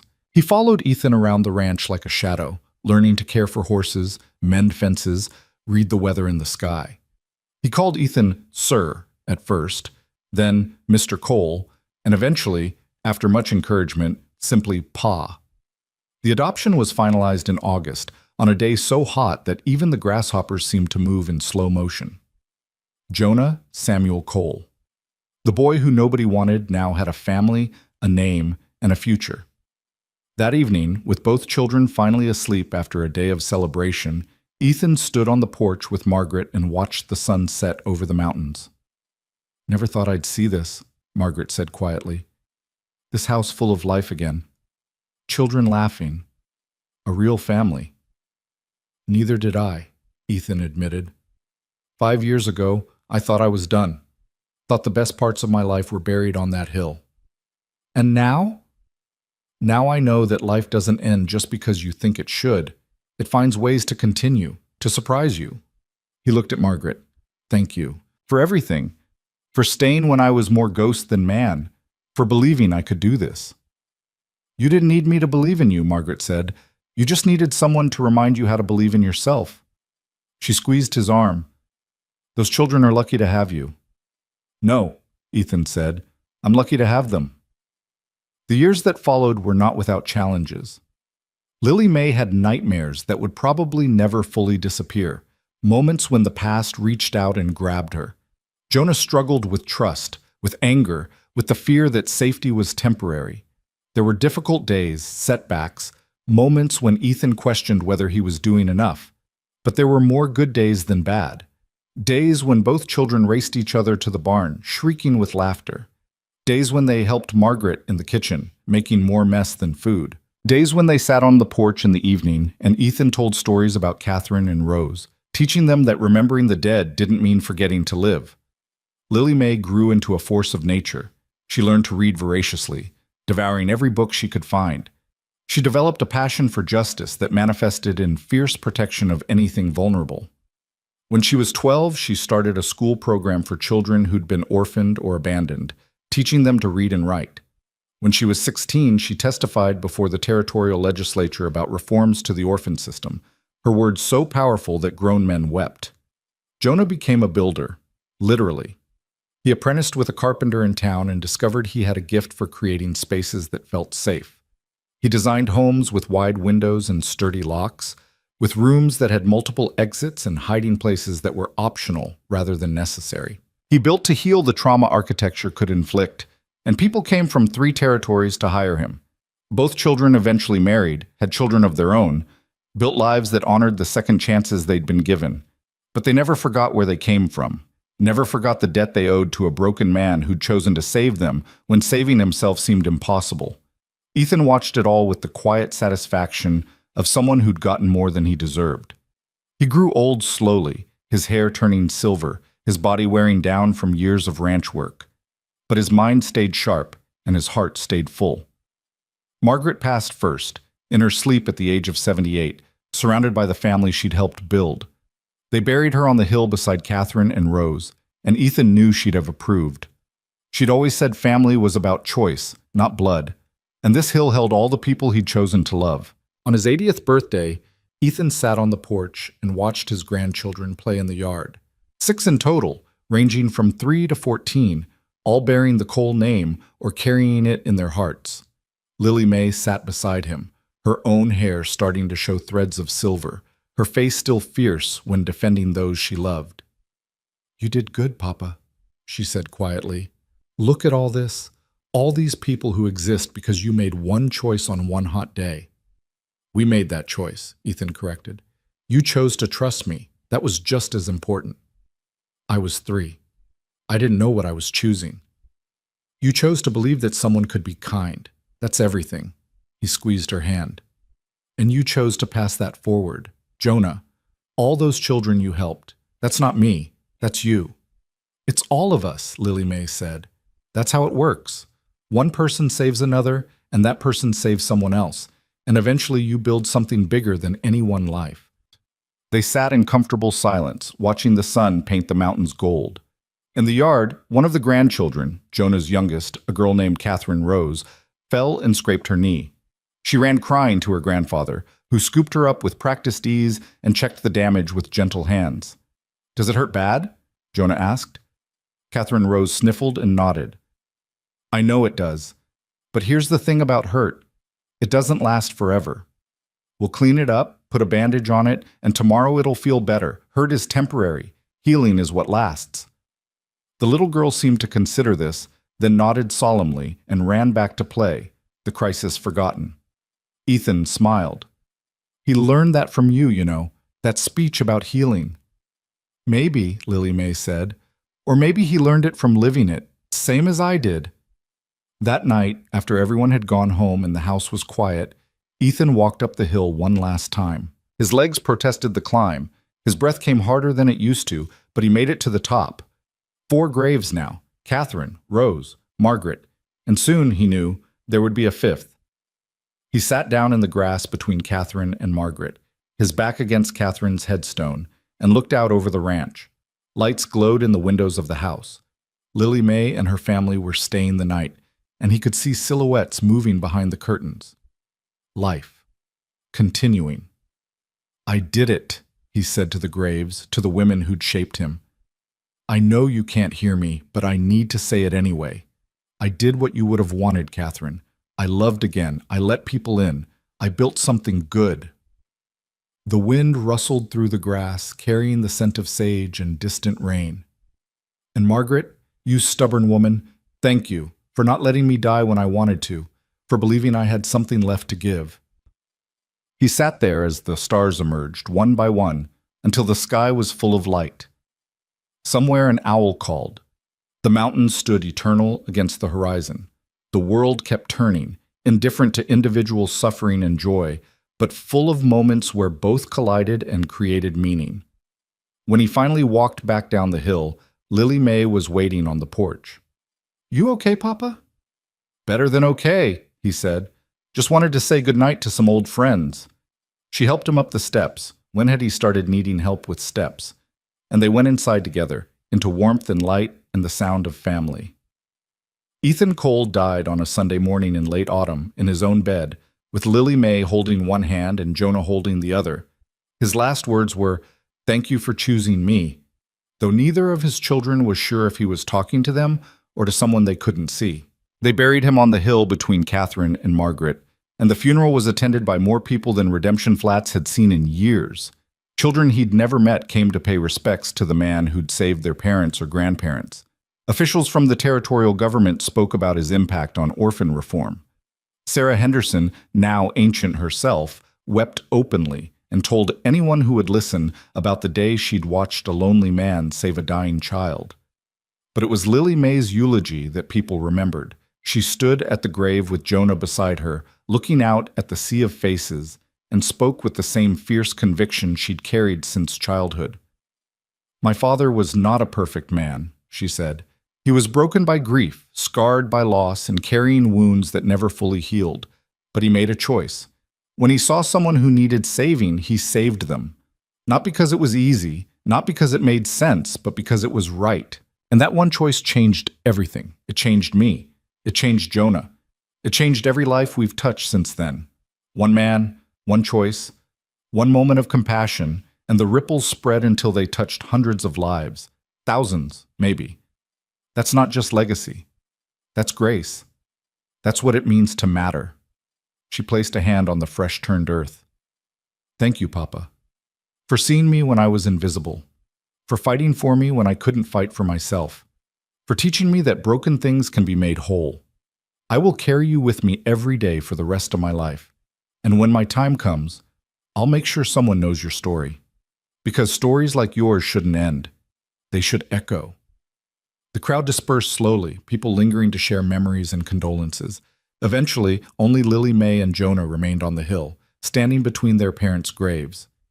"You think he knew?" Jonah asked quietly. "How much he changed everything." "I think he knew he tried," Lily May said. "Maybe that was enough."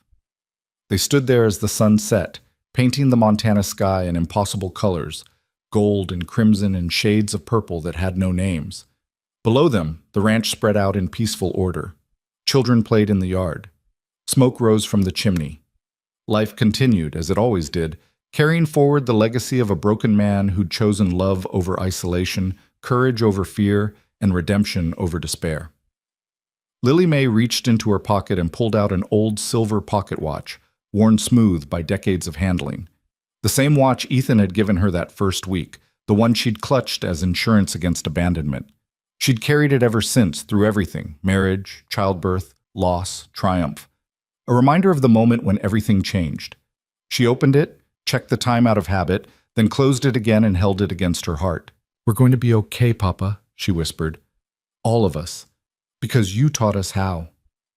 The wind picked up, carrying the scent of autumn leaves and distant snow. The mountains stood eternal. The stars began to emerge.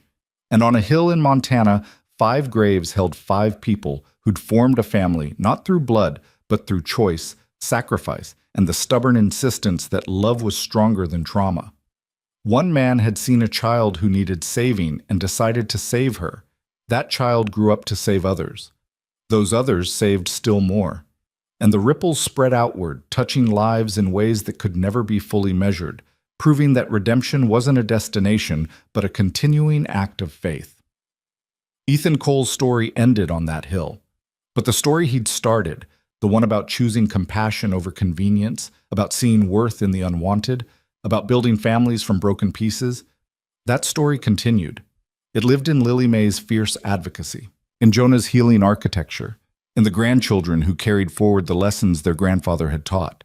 It lived in every person who chose to see someone suffering and decided to help instead of walking past, in every act of kindness that seemed small but created ripples that spread for generations. The child no one wanted became the woman everyone admired. The man who thought his life was over discovered it had barely begun. And together they built something that proved what Ethan had always known but took years to fully understand. We save ourselves by saving others. We heal by helping others heal. And the greatest legacy we can leave is teaching someone else how to be brave enough to love. As darkness fell over the Montana ranch, lights glowed warm in the windows. A family gathered for dinner. Children laughed. Stories were told. And somewhere on the hill, 5 graves stood silent under the stars, holding people who'd learned that the most powerful force in the world wasn't strength or wealth or power. It was one person looking at another person and saying, simply and completely, "You matter. You're worth fighting for. You're not alone." That was Ethan Cole's legacy. That was the story that would echo through generations. And it all began on a hot summer day, on a wooden platform, when a broken man and a broken child found each other and decided that broken pieces could build something beautiful. The end and the beginning.